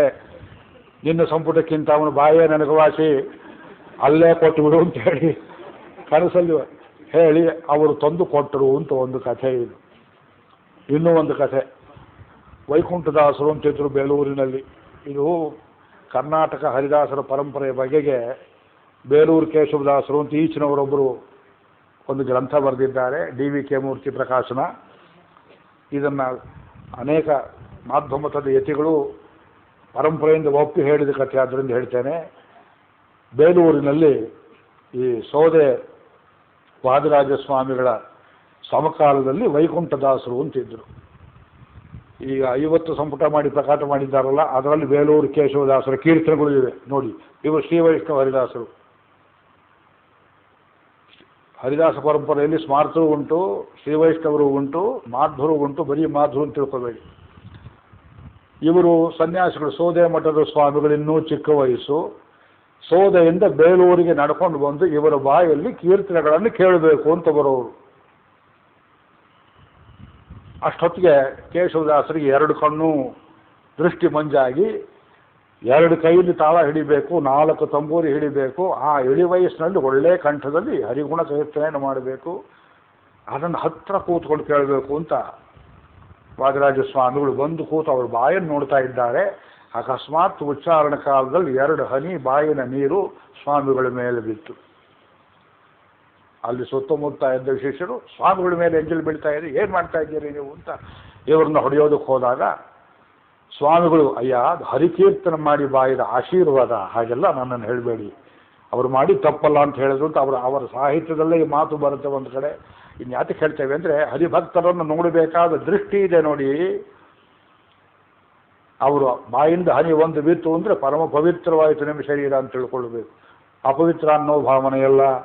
ಇದು ಬಂದವನು ಭಕ್ತನೇ ಹೊರತು ಇದು ಬರದೆ ಗೊಡ್ಡಾಗಿ ಎಷ್ಟು ದಪ್ಪದ ಗಂಟೆಯನ್ನು ಬಾರಿಸಿದರು. ತ್ಯಾಗರಾಜರು ಹೇಳಿದ್ದಾರೆ ಅದನ್ನು, ಮಧುರ ಗಂಟಲು ಏಮಿ ಚೈಯುನು ಮನಸ್ಸು ನಿಲ್ಕ ಶಕ್ತಿ ಲೇಖಪೋತೆ. ಮನಸ್ಸನ್ನು ಅವನಲ್ಲಿ ನಿಲ್ಲಿಸೋದಕ್ಕೆ ನಿಮಗೆ ಶಕ್ತಿ ಇಲ್ದಿದ್ರೆ ಮಧುರವಾದ ಗಂಟೆ 20 ಗಂಟೆ ಬಿಡಿದ್ರೂ ಪ್ರಯೋಜನವಾಗೋದಿಲ್ಲ. ಮನಸ್ಸಿಗೆ ಸಂಸ್ಕಾರವಾಗಬೇಕು. ಅನಪೇಕ್ಷ ಶುಚಿ ದಕ್ಷ ಉದಾಸೀನ ಗತವ್ಯತಃ ಸರ್ವಾರಂಭ ಪರಿತ್ಯಾಗಿ ಯೋ ಮದ್ಭಕ್ತ ಸಮೇ ಪ್ರಿಯ ಯೋ ನ ಹೃಷ್ಯತಿ ನ ದ್ವೇಷ್ಟಿ ನ ಶೋಚತಿ ನ ಕಾಂಕ್ಷತಿ ಶುಭಾಶುಭ ಪರಿತ್ಯಾಗಿ ಭಕ್ತಿಮಾನ್ ಯಸ್ ಸಮೇ ಪ್ರಿಯ ಸಮಶತ್ರವು ಚ ಮಿತ್ರೇ ಚ. ಎಲ್ಲ ಅರ್ಥ ಆಗುತ್ತೆ ನಿಮಗೆ, ಯಾಕೇನು ಹೇಳಬೇಕಾಗಿಲ್ಲ. ತಥಾ ಮಾನಾಪಮಾನಯೋ. ವೇದಾಂತ ದೇಶಿಗರಿಗೆ ಕೆಲವರು ಅಪಮಾನ ಮಾಡಿದರು. ಇವರು ಭಕ್ತಿ ಅಂತ ಹೇಳ್ತಾರೆ ಅಂತ ಅವ್ರ ಮನೆ ಬಾಗಿಲಿಗೆ ಹರಿದು ಹೋದ ಚಪ್ಪಲಿಗಳ ಹಾರವನ್ನು ಹಾಕಿ ಆಚಾರ್ಯರು ಬೆಳಗ್ಗೆ ಎದ್ದು ತುಳಸಿ ಕೊಯ್ಯೋದಕ್ಕೆ ಅಂತ ಹೊರಗಡೆ ಬರಬೇಕು. ಬಾಗಿಲು ತೆಗೆದ್ರೆ ಆ ಚಪ್ಪಲಿ ಹಾರ ಇವರು ಕೊರಳಿಗೆ ಬೀಳುವಂತೆ ಮಾಡಿದರು. ಎದುರುಗಡೆ ಮನೇಲಿ ನಿಂತಿದ್ದಾರೆ ಚಪ್ಪಾಳೆ ಹಾಕ್ತಾ. ಇವರು ಹೇಳಿದ್ರು, ಕರ್ಮಾವಲಂಬಕ ಕೇಚಿತ್ ಜ್ಞಾನಾವಲಂಬಕಾ ವಯಂತು ಹರಿದಾಸಾನಾಂ ಪಾದರಕ್ಷಾವಲಂಬಕಾ. ದೇಶಿಗರಿಗೆ ಬಹಳ ಹಿಂಸೆಗಳನ್ನು ಕೊಟ್ಟರು.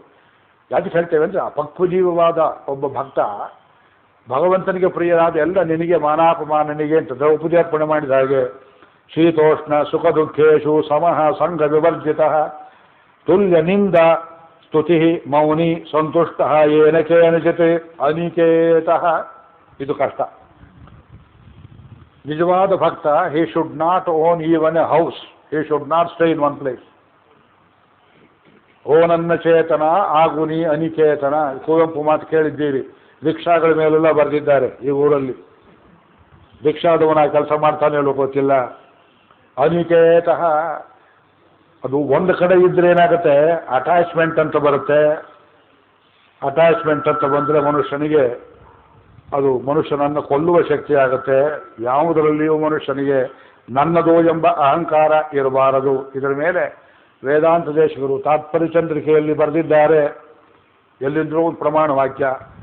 ನ ಕುಂಡ್ಯಾಂ ನೋದಕೆ ಸಂಗಃ ನ ಛೇರೆ ನ ಚ ವಿಷ್ಟರೆ ನಾಗಾರೆ ನ ಆಸನೆ ನಾನ್ಯೇ ಯಸ್ಯ ವೈ ಮೋಕ್ಷವಿತ್ತು ಸಹ. ಸನ್ಯಾಸಿ ಹೇಳ್ತಾರೆ ಈ ಮಾತನ್ನ. ಸನ್ಯಾಸಿ ಒಂದು ಕೌಪಿಯನ್ನು ಧಾರಣೆ ಮಾಡಿರ್ತಾನೆ, ಅಥವಾ ತುಂಡು ಬಟ್ಟೆ ಮಂಡಿ ಮೇಲೆ ಹಾಕಿರ್ತಾನೆ, ಕೈಯಲ್ಲಿ ದಂಡ ಹಿಡಿದಿರ್ತಾನೆ, ಇನ್ನೊಂದು ಕೈಯಲ್ಲಿ ಕಮಂಡಲು ಮರದಲ್ಲಿ ಮಾಡಿದ ಒಂದು ಪಾತ್ರೆ ನೀರು ಕುಡಿಯೋದಕ್ಕೆ. ಕಾಲು ತೊಳೆದ್ರೆ ಬೇರೆ ನೀರು, ಕೈ ತೊಳೆದ್ರೆ ಬೇರೆ ನೀರು, ಎರಡಿರಬೇಕು ಕಮಂಡಲು. ಅದು ಹೊರೋದಕ್ಕೆ ಅಂತ ಒಬ್ಬ ಶಿಷ್ಯ. ಇದು ಸಂಸಾರ ದೊಡ್ಡದಾಗ್ತಾ ಹೋಗುತ್ತೆ ಹೀಗೆ ಅದು. ಆದರೆ ಸನ್ಯಾಸಿಗೆ ನ ಕುಂಡ್ಯಾಂ, ಕಮಂಡಲು ಮೇಲೆಯೂ ಅಭಿಮಾನ ಇರಬಾರದು. ಅಕಸ್ಮಾತ್ ಯಾರು ಕಿತ್ಕೊಂಡು ಹೋಗಿಬಿಟ್ರು, ಇದು ಭಿಕ್ಷುಗೀತೆ ಅಂತ ಒಂದು ಬರುತ್ತೆ ಶ್ರೀಮದ್ಭಾಗವತದಲ್ಲಿ, ಓದಿದೆಯೋ. ಆ ಕಮಂಡಲು ನಿತ್ಯ ಉಪಯೋಗ ಮಾಡ್ತಾ ಇರುತ್ತೆ. ಅಕಸ್ಮಾತ್ ಅದು ಒಡೆಯಿತು, ಯಾರೋ ತಗೊಂಡು ಹೋದ್ರು, ಅದು ಏನೋ ಆಯಿತು, ಎಲ್ಲೋ ಮರೆತು ಹೋಯಿತು, ಹೋಯಿತು. ಅದು ಇರುವುದೇ ಮರದ ಪದಾರ್ಥ, ಹೋಯ್ತಲ್ಲ ಅಂತ ಅದರ ಮೇಲೆ ಸಂಕಟ ಪಡಬಾರ್ದು. ನ ಕುಂಡ್ಯಾಂ ನ ಉದಕೆ, ಇದು ನನ್ನ ನೀರು, ನನ್ನ ನದಿ ವಾಸ, ನನ್ನ ಮನೆ, ಇದು ನನ್ನ ಬಾವಿ. ಸಂಗಃ ನ ಛೇರೆ, ಒಂದು ಬಟ್ಟೆ ಇರುತ್ತೆ ಉಟ್ಕೊಳ್ಳೋಕೆ ಒಂದು ಕಾಸಾಗ, ನಾಳೆ ಬೆಳಗ್ಗೆಗೆ ಇನ್ನೊಂದು ಅಂತ, ಅದರಲ್ಲಿ ಅಭಿಮಾನ ಇರಬಾರದು. ಒಂದು ಬಟ್ಟೆ ಹೋದ್ರೆ ಹೋಯಿತು. ನ ಚ ವಿಷ್ಟರೆ, ಕೂತ್ಕೊಳ್ಳೋದು ಪೀಠ. ಇವತ್ತು ಹೇಗಿದ್ದೆ, ಯತಿಗಳು ಎಲ್ಲಿ ಬಂದರೂ ಅವ್ರದೇ ಪೀಠ ತಗೊಂಡ್ಬರ್ಬೇಕು, ಇನ್ನೊಬ್ಬರು ಪೀಠ ಮೇಲೆ ಕೊಡೋದಿಲ್ಲ. ಅದೆಲ್ಲವೂ ನನ್ನದು ನನ್ನದು ಅಂತ ಪ್ರತಿಯೊಂದಕ್ಕೂ ಇದು ನನ್ನದು ಲೇಬಲ್ ಹಚ್ಚಿದ್ರೆ ಏನು ಸನ್ಯಾಸ ಮಾಡ್ತೀರಿ ನೀವು? ನ ಚ ವಿಷ್ಟರೆ ನ ಆಗಾರೆ, ಇದು ನನ್ನ ಮಠ, ಇದು ನನ್ನ ಪ್ರಾಪರ್ಟಿ, ಅಲ್ಲೊಂದು ಮಾಡ್ತೇನೆ, ಇಲ್ಲೊಂದು ಮಾಡ್ತೇನೆ, ಮತ್ತೊಂದು ಕಡೆ ಮಾಡ್ತೇನೆ. ಮಾಡಿದ್ರೆ ಮ್ಯಾನೇಜರ್ ಆಗ್ತೀರಿ. ಸಿನಿಮಾ ಟಾಕೀಸ್ ರನ್ ಮಾಡೋವ್ರಿಗೂ ಮಠ ರನ್ ಮಾಡೋವ್ರಿಗೂ ವ್ಯತ್ಯಾಸ ಆಗೋದಿಲ್ಲ. ನಾಗಾರೆ ನ ಆಸನೆ ನ ಅನ್ಯೇ ಯಸ್ಯ ವೈ ಮೋಕ್ಷವಿತ್ತು ಸಹ. ಅಟ್ಯಾಚ್ಮೆಂಟ್ ಅನ್ನೋದು ಸನ್ಯಾಸಿಗೆ ಕಾಷಾಯದಲ್ಲಿಯೂ ತಪ್ಪು, ಕಮಂಡಲುವಿನಲ್ಲಿಯೂ ತಪ್ಪು. ಯಾಕೆಂದರೆ he should be very light in luggage. Let me repeat, he should be available to the people. ಈ ನಮ್ಮ ಗೊಂದವಲೇಕರ್ ಮಹಾರಾಜರ ಉದಾಹರಣೆಯನ್ನೇ ಹೇಳಬೇಕು. ಎಷ್ಟು ಜನಕ್ಕೆ ರಾಮಮಂತ್ರ ದೀಕ್ಷೆಯನ್ನು ಕೊಟ್ಟರು, ಎಷ್ಟು ಸುಲಭವಾಗಿ ಎಲ್ಲರ ಜೊತೆಯಲ್ಲಿ ಬೆರೆತರು.